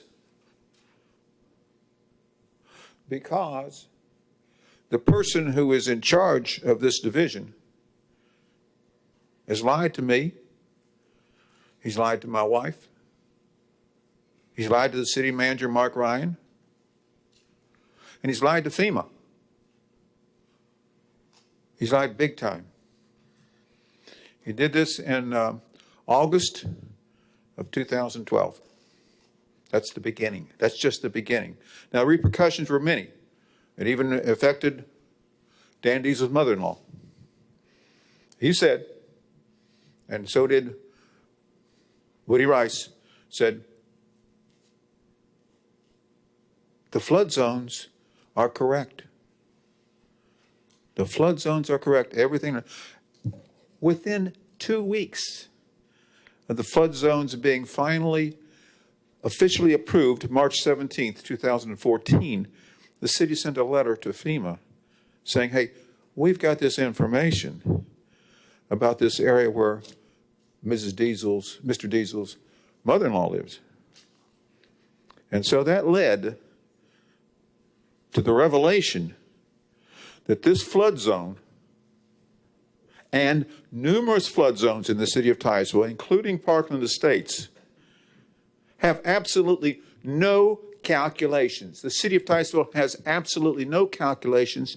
FEMA has no calculations, and there is no engineering justification for that numbered flood zone, nor is there for Parkland Estates, nor is there from areas around Hickory Hills, nor is there from areas around this townhouse development off of Garden Street, and many other areas in Titusville. No calculations. They're all erroneous. City of Titusville, I come to council, I have, I don't know, maybe it was 80 people signed a petition and a bunch of people came. City council denies it. I submit a complaint to our Shyster city manager about complaining about Sean Stauffer and what he's lied about. Mr. Mayor, and point this of has order, got please. to do, okay, go ahead, stop the clock, please. You don't. We are on item, if I understood him right, he's talking about the boring machine and budget amendment. What he's talking about is our staff members. He's not talking about this boring equipment. I'm going to suggest that you please ask him to stay on target or sit down. Sir, please stay on target or sit down. This is on target, and I would really like to have my time back that you just took. You didn't have, You took my time. The time kept running. give him 30 seconds. Excuse me 1 second to set this up. You can't win. Oh, yeah, I can win.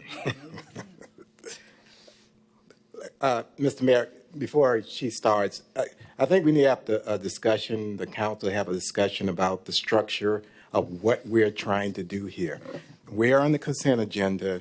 We have put in place a policy to ensure that we can do the people's business. When we have one particular citizen who basically is controlling this side, it doesn't look good. So I'm going to suggest, number one, that if we do have a point of order, that he does not get additional time. It is, if we agree that he is not on point, then he should not be given an award for us discussing that he's not on point. Our job is to do the people's business. I want to do the people's business, but I can't do it if we keep allowing him to spend more time talking about things that we've heard for, if not months, years. So I would like for other council members, please, to say something about this so we can go forward. Thank you. Before we do that, the person that needs to address it first is the city attorney. I would agree with Robert, because to me, this is rewarding him for going off. I believe Mr. Johnson understands the idea of relevance. Relevance is there's an item in front of you, and the question is yes or no, and he uses this as an excuse to bring up his own agenda. And he doesn't. I agree. He has the right to do it. He has the right to do it under petitions and requests. But he doesn't have the right to hijack the rest of our agenda. Sorry, Sarah. No, I was just going to say I completely agree with what Member Jordan was saying. I do feel like in a way it's rewarding him. He's getting his time back. He should know, he should stay on point. And if it's not relevant, and we have to all agree that it's not relevant, he loses that time. And we'll then know going forward that he needs to stay on point to the agenda item and be relevant. You want to speak? I would agree. I mean, we can go back through the notes and the number of things that I'm trying to hear what he's got to say, but, you know, and I'll go just simply to the CRA moment when we're trying to vote yes or no on Mr. Aker, and you never said a word about you were in favor or you weren't in favor, and that's what that was supposed to be. You got to be relevant. I also think that when you have 10 minutes, we need to know which ones you're talking about, and that's not necessarily your fault. We need to have that in policy, and we can talk about adding that later, but we need to know if you're going to talk about 12A, say 12A, talk about it and go on.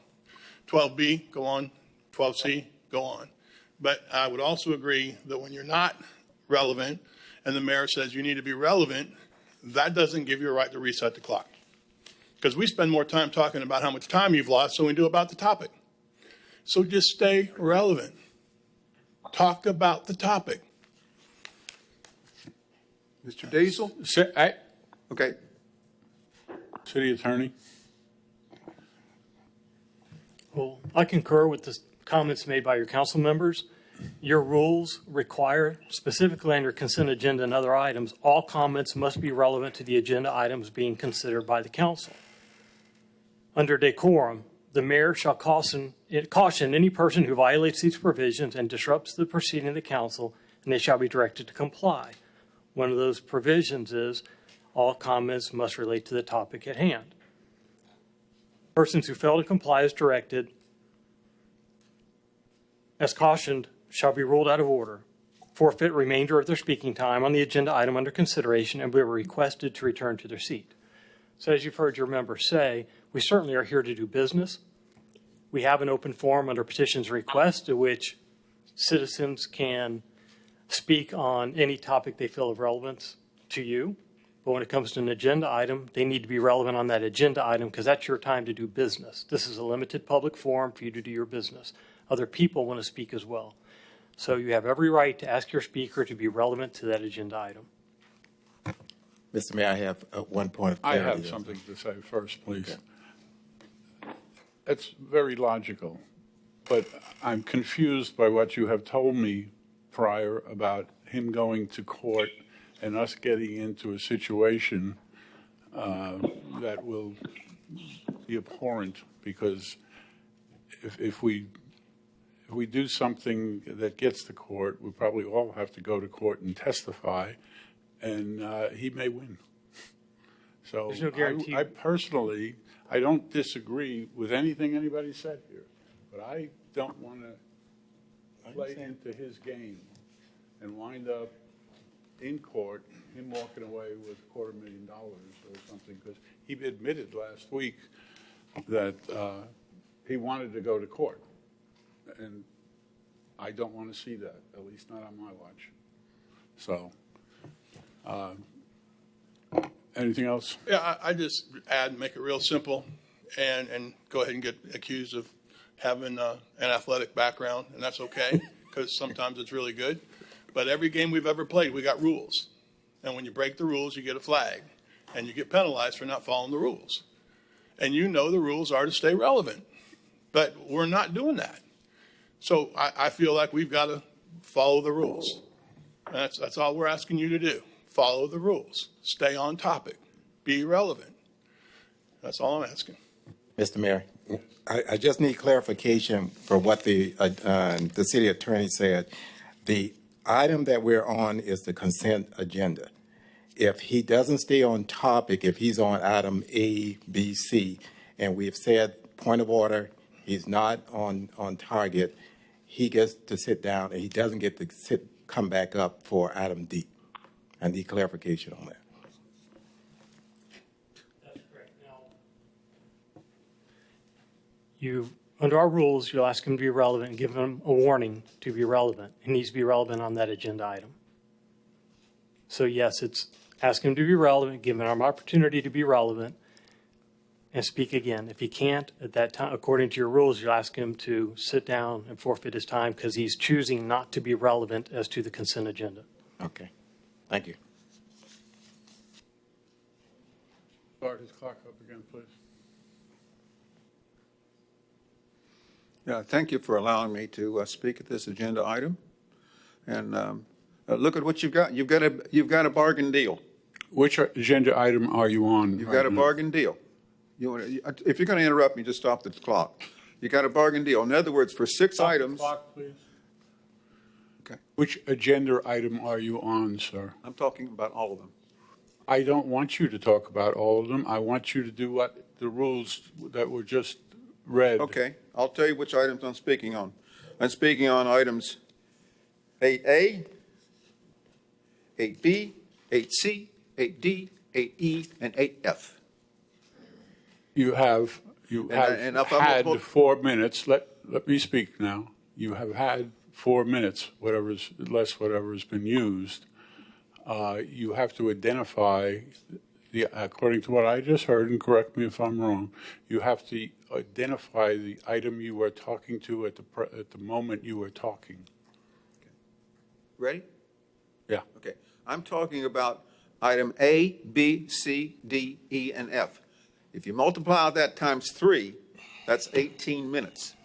You're Stop getting the a clock bargain again, deal. please. Our ordinance says you have 10 minutes if you go over 3 items. Start the clock again. That's what I just explained to you. You've got a bargain deal. In other words, instead of 18 minutes, I only get to speak for 10 minutes. And the reason this ordinance was passed that we just read is because of me. And you told it. That's what you said. Everybody said it. Because of me. So in other words, instead of speaking 18 minutes, I speak 10 minutes. Now, responding to Mr. Jordan, and I'm talking about item, the boring machine. Well, Mr. Jordan has been stabbing me in the back. You're not Mr. talking Jordan- about the items you're supposed to be talking about now. Well, now, I believe that I get also, if someone... Be relevant to what is at hand, sir. I don't know how to say it any closer. At hand is that The Mr. numbers Jordan... that are on there and the items that are on there. At hand is Mr. Jordan and Mrs. Stokel and Mrs. Nelson. You might as well and name Mr. me in Diesel. there also, sir, please. Don't Pardon? leave me out. Okay, and Mr. Johnson, well, yeah, Mr. Johnson too, have what they've done is that they have a closed-door policy. They don't answer my questions. This is not relevant to the items you're supposed to be talking about. Well, I think that I'm allowed to respond to what you just said.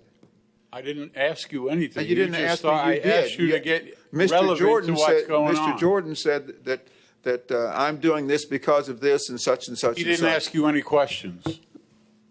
He doesn't have to answer me questions. He's To saying have things that you answer, Mr. he Jordan has to is ask being- you a question. Mr. Jordan is lying. He's a clown. He's a joker. He talks to me. Irrelevant, sir. Untrue and irrelevant.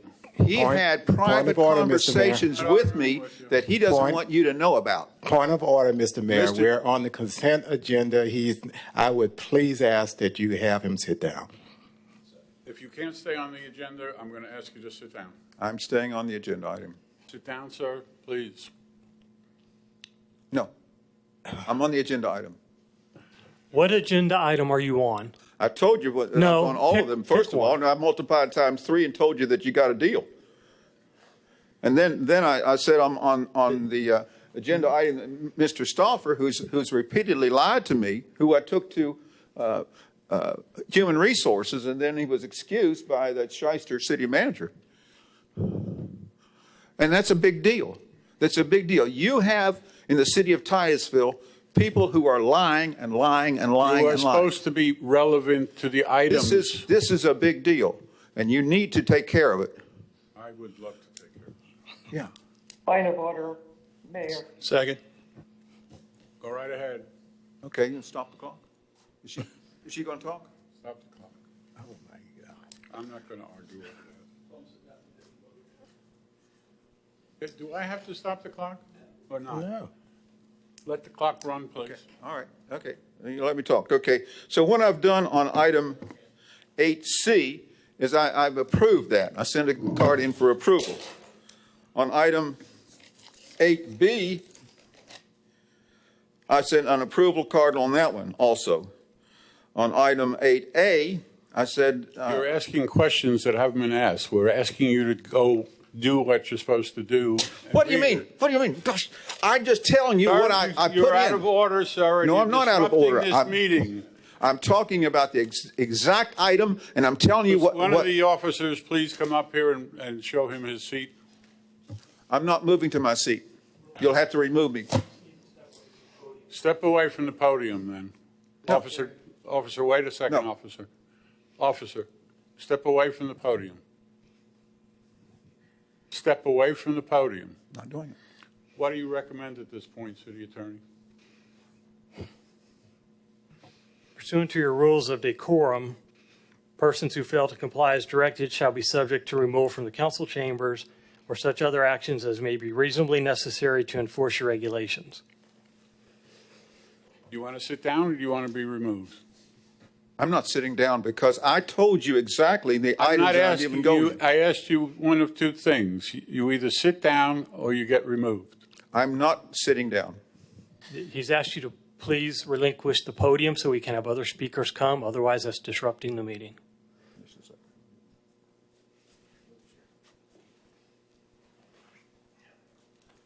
You have no right to remove me from the podium. In other words, I told you, I even gave you A, B, and C, and told you exactly what I City put on my attorney, card. has he gone over the line at this point? That is a determination for this council. Pardon? If you do not sit down immediately, these officers are going to remove you from this. Okay, I'm not sitting down. Not sitting down. Mr. Stan, sit down. It's a lawful order to sit down at your seat. I don't. And it's not a lawful order because I am telling you exactly what is the agenda item, and I told you. And then you said after I even told you A, B, and C, and I told you what they were, and then I told you what I'd written on my card. What did you do? You said, Let's go. okay. I'm telling you, he's been waiting for that. We're going to see shit hit the fan. Covered every block. It covered everything, yeah. Yeah. Anyone else wish to speak on petitions and requests? I don't see anybody else. It's consent agenda. Next item, sir, wherever that. Sir, we're still on consent. We'll need a motion and a vote for consent agenda items A through 8F. Yeah, Mr. Mayor, I move that we approve consent agenda items 8A through 8F. Second. I have a motion and a second. Any further discussion? Not hearing any. Roll call vote, please. Vice Mayor Diesel, Yes. Member Stokel, Yes. Member Jordan, Yes. Member Nelson, Yes. Mayor Johnson. Yes, passes unanimously. Next item, sir. On to ordinance 9A.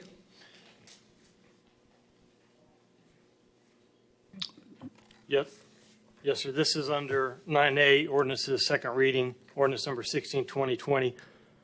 An ordinance of the City of Titusville, Florida, amending the Code of Ordinances by amending Chapter 21 Utilities, Article 3 Sanitary Sewer System, specifically amending Section 2176 Definitions and Section 21101 Prohibited Discharge Standards by adding a new Section 21220 entitled Dental Amalgam Waste Requirements to regulate discharges of pharmaceutical waste and dental amalgam waste to the sanitary sewer system, providing for severability, repeal of conflicting ordinances, an effective date, and incorporation into the code.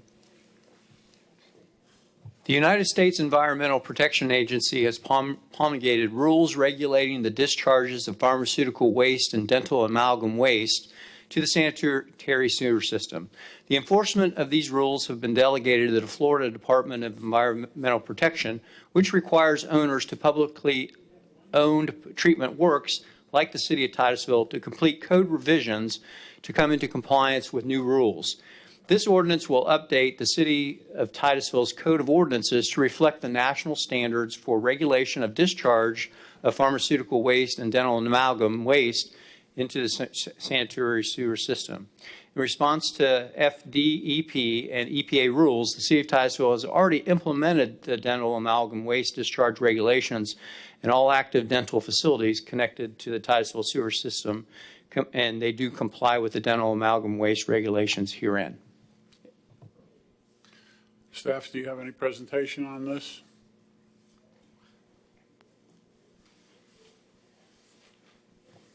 No presentation, but I'll be happy to answer any questions you might have. Anybody have any questions? Stoffer? Does anybody have any questions? Just making sure everybody heard. Okay, apparently there are no questions, sir. Thank you. Questions? I'll open the public hearing. Does anybody want to speak on this item? Or any cards on this item? Rather. Sir, we had one card from Stan Johnston.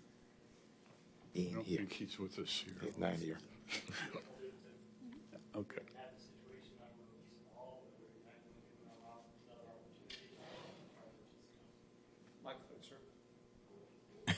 Mike. We couldn't hear you. Your microphone was off. I understand there's a card. I understand that member is removed for not being relevant, and I find the rules and disturbing the meeting. But there's a card.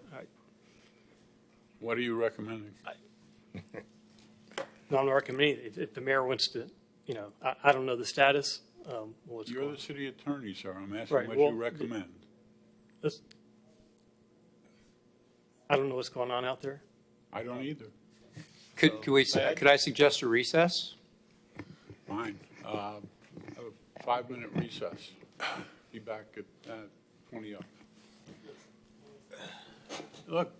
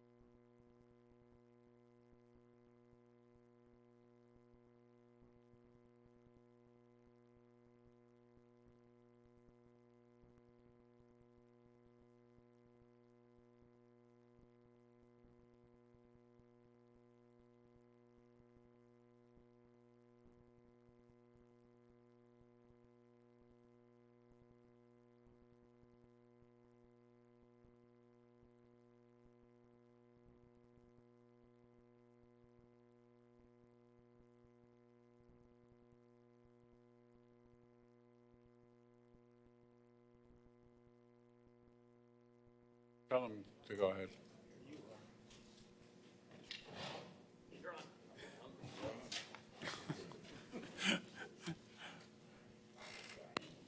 City Manager,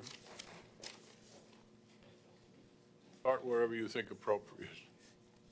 Yes, sir. We just read the ordinance and spoke on the second reading of Ordinance 9A and the public hearing, and you'll need a vote.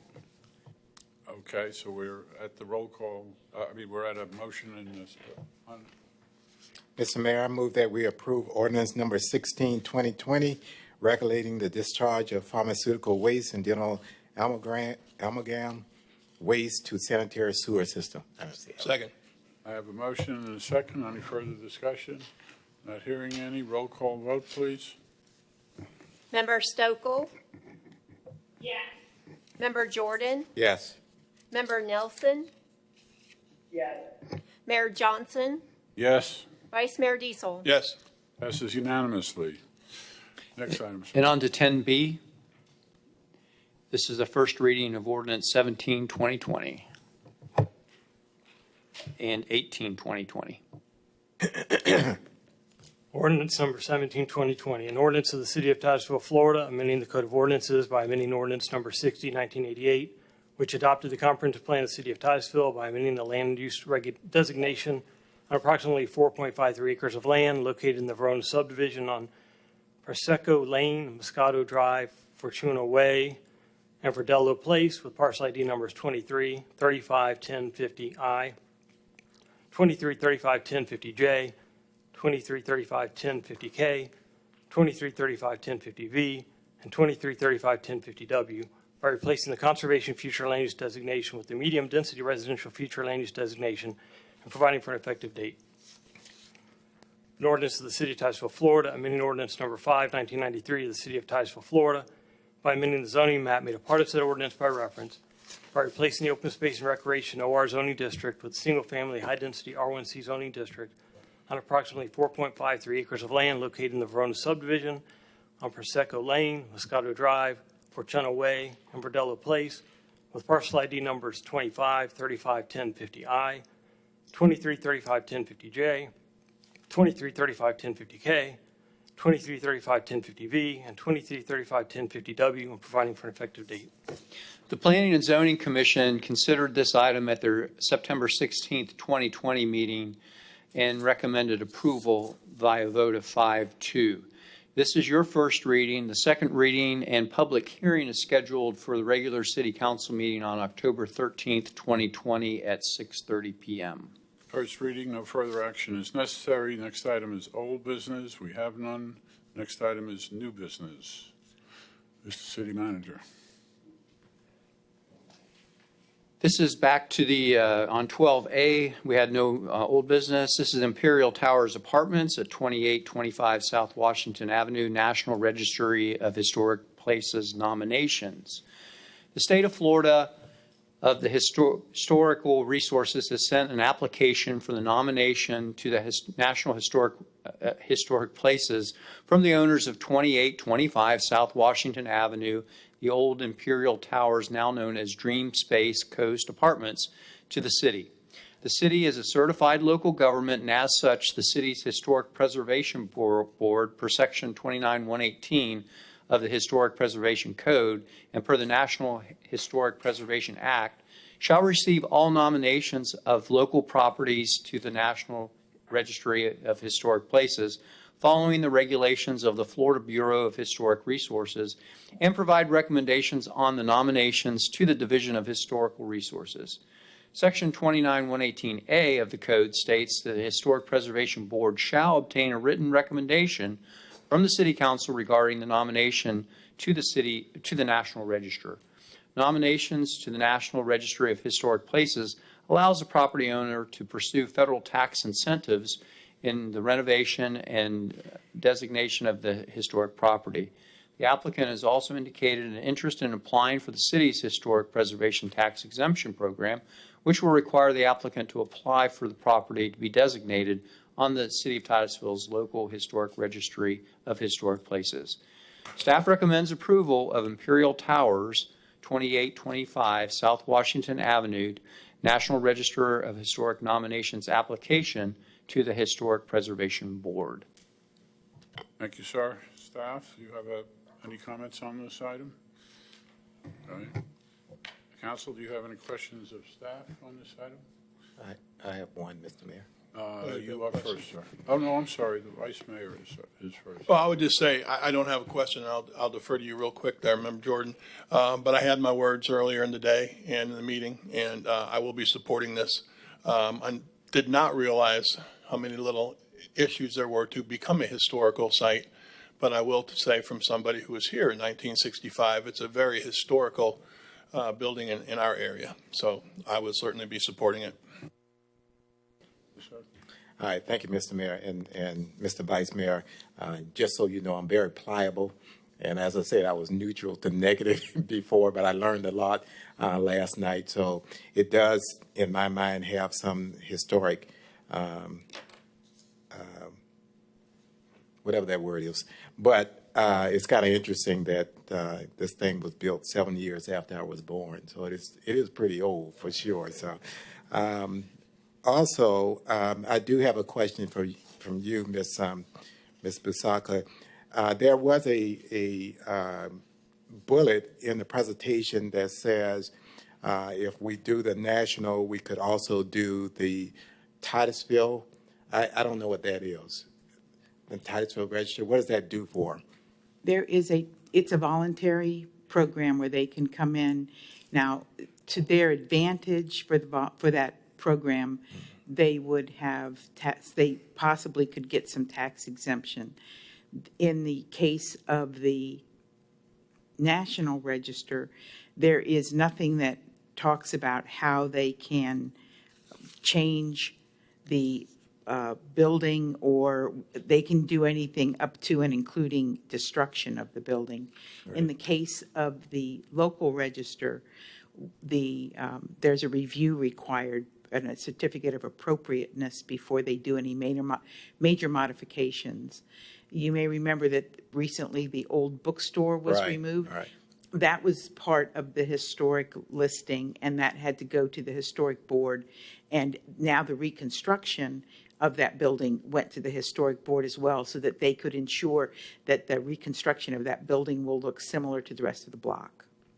So it would not be good for them to apply for the Titusville? Well, I think that depends on whether they want to get the potential for a tax break or not. Yeah. But it seems to me that they, as was described during the meeting, during the presentation, that they want to bring this even farther back into consistency with what it had been when it was originally constructed. So this may be a advantage to them, but it is not mandatory. It is a voluntary program. However, it is the first step toward getting any local tax benefits. Okay. The reason I asked that, Mr. Mayor and Council, is if we are to vote in the majority on this, I would just suggest that we also add the Titusville Historic, if they want to go that far, and say we agree with the National Register, and if they would like to, we agree also with the Titusville Register. If you would like to make the motion, you can add that to it. Okay. All right. We'll go through the rest of the... Right. Sorry about Excuse that. me. Tonight's not an institution. I apologize. Didn't realize. Okay, I'm going to open the public hearing. Clerk, are there any cards? No, sir. I'm going to close the public hearing. Any further council discussion or questions of staff? I hear none. Okay, if you'd like to make a motion, sir. All right, thank you, Mr. Mayor. I move that we recommend approval of the Imperial Towers 2825 South Washington Avenue to the National Register of Historic Places nomination application, that making sense, to the Historic Preservation Board, and also, if desired by the owners, to also have our approval to apply to the local Titusville Historic Board. Second. I have a motion and a second. Any further discussion? Hearing none, roll call vote, please. Member Jordan? Yes. Member Nelson? Yes. Mayor Johnson? Yes. Vice Mayor Diesel? Yes. Member Stokel? Yes. Passes unanimously. We're on to 12B, which is the fiscal year 2020 budgetary carry forward list. Annually, the budget appropriations lapse at the end of each fiscal year, except for unexpended appropriations on an open grant programs, reserve accounts, and capital projects. Encumbrances, contracts, and other commitments outstanding at the year end are canceled and reappointed in the succeeding year's budget. Accordingly, for material encumbrances, contracts, and other commitments, the corresponding appropriations are also carried forward into the new year, fund the encumbrances, contracts, and commitments. Staff is recommending that you approve the FY 2020 budget carry forward list that's in your packet. And Bridget's here to answer any questions you may have on the budget. Does staff have any presentation or, okay, council, you have any questions of staff? No question. I just wanted to say again, thank you so very much. And this is the normal thing we do here, so we'll continue to do that. I feel very good about it. I want to make it clear that the city manager and I had the opportunity to present to the Chamber of Commerce Thursday morning. And that certainly was important things to say from both city manager and myself. And I'll say it again, I shouldn't say there's not a lot, but there are a lot of cities who have certainly had to go into the reserve. And I appreciate you guys being ahead of the curve. And I really say it all the time. You guys are forward thinking. You're not just thinking about now. You're not just thinking about 2021. You're thinking about 23, 24, 25. And without that, we wouldn't be as stable as we are. So thank you very much. And I think all of the council would go very much with that thought. We appreciate what you've done and the way you've done it, very professionally and very efficiently. So thank you. Okay, Council. I'm going to open the public hearing. Clerk, are there any cards on this? Sir, there one card from the citizen that left, Stan Johnston. Okay, I assume that's we can't call him back. Not that we want to. Open public hearing. Okay, we did that. Let's go to call. We close the public hearing. Any further comments or discussion from council? Hearing none, I'll ask for a motion. Mr. Mayor, I move that we approve the fiscal year 2020 budgetary carry forward list. Second. I have a motion and a second. Any further discussion? Not hearing any. Roll call vote, please. Yes, sir. Starting with Member Nelson. Yes. Mayor Johnson. Oh, I'm sorry. I'm sorry. I thought she said Stan Johnson. I got it on my brain. Like she called the one from before or something or other. Yes. So we had Member Nelson. We have Mayor Johnson. Yes. Okay. Thank you, sir. Thank you. Vice Mayor Diesel. Yes. Member Stokel. Yes. Member Jordan. Yes. Passes unanimously. We are on petitions and requests. Anybody for petitions or requests? Yes, sir. Name and address for the record, if you will.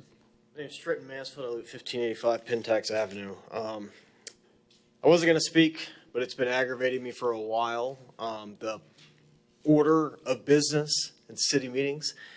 There's rules and regulations and pretty much everything you do. I work for Department of Corrections, and if I don't do what they tell me to do, I get in trouble. I will get fired. I will get arrested. Right? So I'm not asking for more regulation if we don't need it, but I'm just asking that we enforce what's already there. It just seems like a circus in here. Like I spoke earlier and he agreed with me. Fantastic. I'm glad that you agree with me. But I'm 35 years old. I don't need you to speak for me. He's like, he gets up and comes over there and tries to hand me a cart. Like, is this not? I'm just asking because I like government. I'm an old man in a young man's body. I like government. I'm a fiscal conservative, but you would not see this at the county commission meeting. You would not see this at the state House of Representatives. You would not see this in Congress. Oh, we can't go on the Congress floor, but you wouldn't see it. If you went into the state house and you acted like this, they would drag you out of there, and that's what they would do. And I understand the fiscal responsibility of not wanting a lawsuit, but just go by the policies and procedures that we already have in place. Point of order, sir, blah, blah, blah, blah. And then if not, sit down. I mean, it's that simple. I mean, I understand, and we've changed the rules, I guess. This is before I came around here, but we've changed the rules where you're not allowed to have 3 minutes per item if you have over 3, and it's just 10. And then he goes back and forth with the pandering. And I'm not against him speaking. If there's a constitutionalist in the room, I believe if you have a right to do it per the Constitution, by all means, you have a right to do it. But we also have rules and regulations. If I believe in the First Amendment, probably just as good as anybody else. But I like government. I like coming to the meetings. But I have to get up at 4:30 or 4 o'clock in the morning. And I don't want to sit here till 10 o'clock at night. And I don't want to sit on my phone at the house and watch the meetings until 10 o'clock at night when we could get to the meeting in a short order of time. So that's all I have to say. Thank you, sir. Thank you. This is not a question, it's a statement. You're a little late. You just saw us do everything you just wanted us to do. We upheld the rules. We had the gentleman taken away. Sir, it's not a question. It's not a question. But we just did what you said, sir. And if you want to give me an explanation after the meeting, I'll be glad to listen, but I can't just let you back come up and then not do it for everybody else in the future. Okay. So there's no more cards for petitions and requests, right? No, sir. Okay. Mayor's report, you have my report in your agenda. Council reports. Does anybody in council have any reports? Sir. I have a little thing here. Ready? I already spoke about the fact that the city manager and I gave a presentation to the Chamber of Commerce. Was that the business section? Governmental section. Governmental section. Yes, it was well received and enjoyed it. And city manager did a great job. I think we did a good tag team. Really do. We also went that night. On Thursday night, we went to the Law and Leader Summit in Melbourne. We were all invited to go to that, and the city managers and the police chiefs were along one table like this, and a table on the other side were various groups to ask questions of concern. And the elected officials, there weren't many there. That was stated several times, but I sat next to the West Melbourne mayor, and county commissioner was there, so a few. But we basically were there to hear and just see the mood. And there was a group a young lady from Black Lives Matter, and she asked the panel questions. And then there was one young man there who was the Melbourne. It's the police committee, citizens committee group that the city of Melbourne participates in. And it's been in existence for, I believe he said 12 years. Yes. And very successful. And that was really important to us because we had spoken about that when there were some concerns about the Citizens Review Board. And he gave a great talk on how it's so successful, et cetera. And I have volunteered, especially being there and meeting that leader and the police chief from Melbourne. And they're like that. You can tell. They're like that. So I'm going to go down there. Chief Lau's going to remind me when it is. It's sometime in October. And I want to go down there. We're going to go see a meeting. We're going to see how they do it. And I think that's the way to do it. Communicate, communicate, communicate. Mr. Gary was down there as well, by the way, and he thanked us all for being there. We did get kind of a late notice. I think it was on Thursday, and Yeah. I think I got notice Wednesday morning. Excuse me. But with that, it was an outstanding place to be, and I think we got a lot done, and I'm looking forward to going to the Melbourne Relations Board. So thank you. You're welcome. Anyone else like to speak?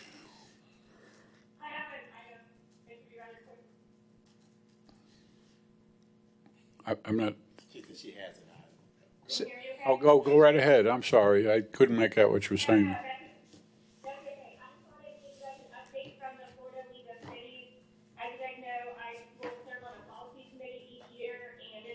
I'm serving on the municipal administration one, and we just had our first meeting via Zoom last Friday.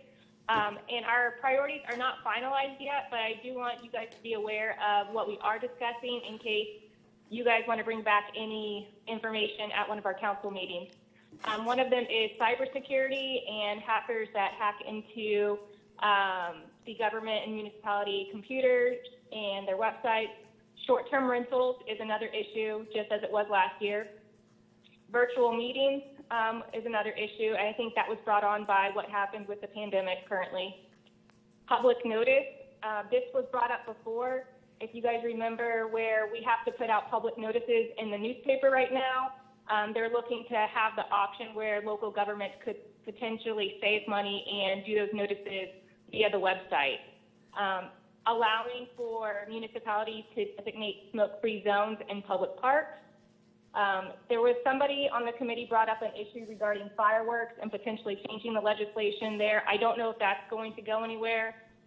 It didn't seem too receptive from the committee, so I don't know. I will keep you guys posted on that one. And then communication between elected officials. So that's where we're at now. We will be meeting again next month, and I will keep you posted as I know more.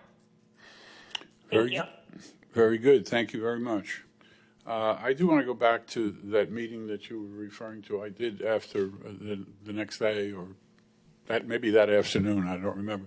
But I spoke in depth with the city manager, and it seemed like a great meeting.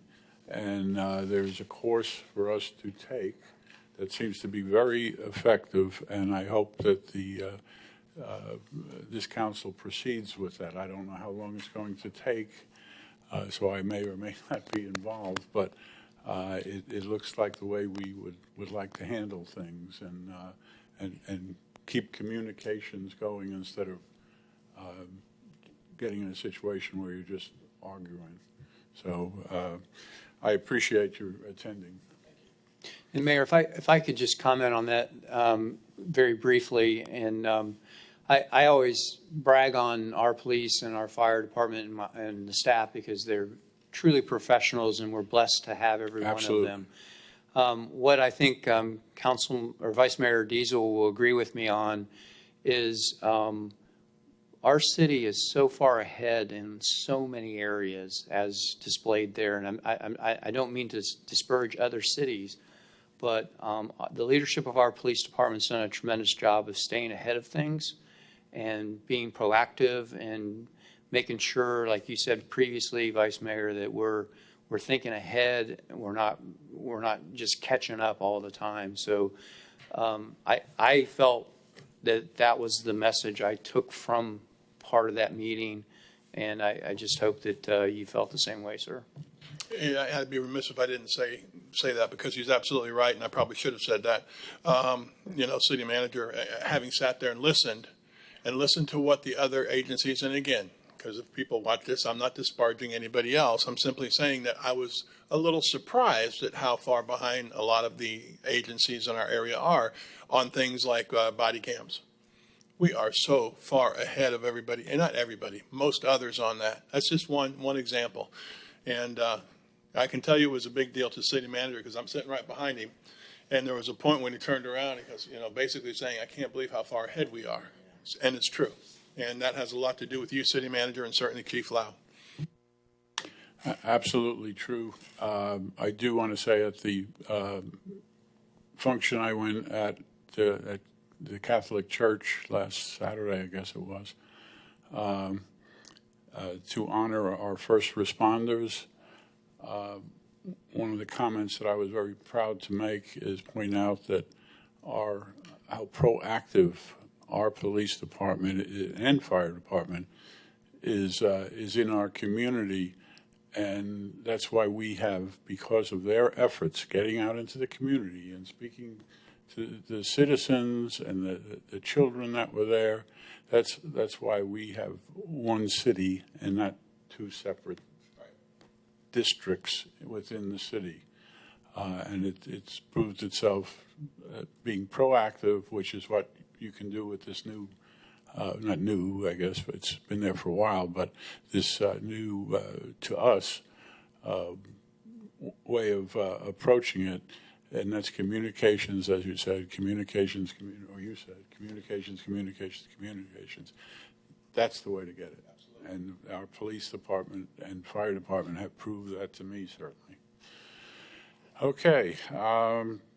Any other council members want to speak? Not hearing any. City attorney? Nothing from the city attorney. Okay. We are through with this. Oh, sorry. Yes, sir. I have no action items. I do have just a couple information items for you. And also, just as a reminder, this is what we refer to as a skip week. We have 3 weeks in between now and the next city council meeting. So it's going to take me 3 weeks to get over tonight. Okay, I appreciate that, sir, pointing it out. And with that, unless there's any other further things good for the order, I declare this meeting adjourned.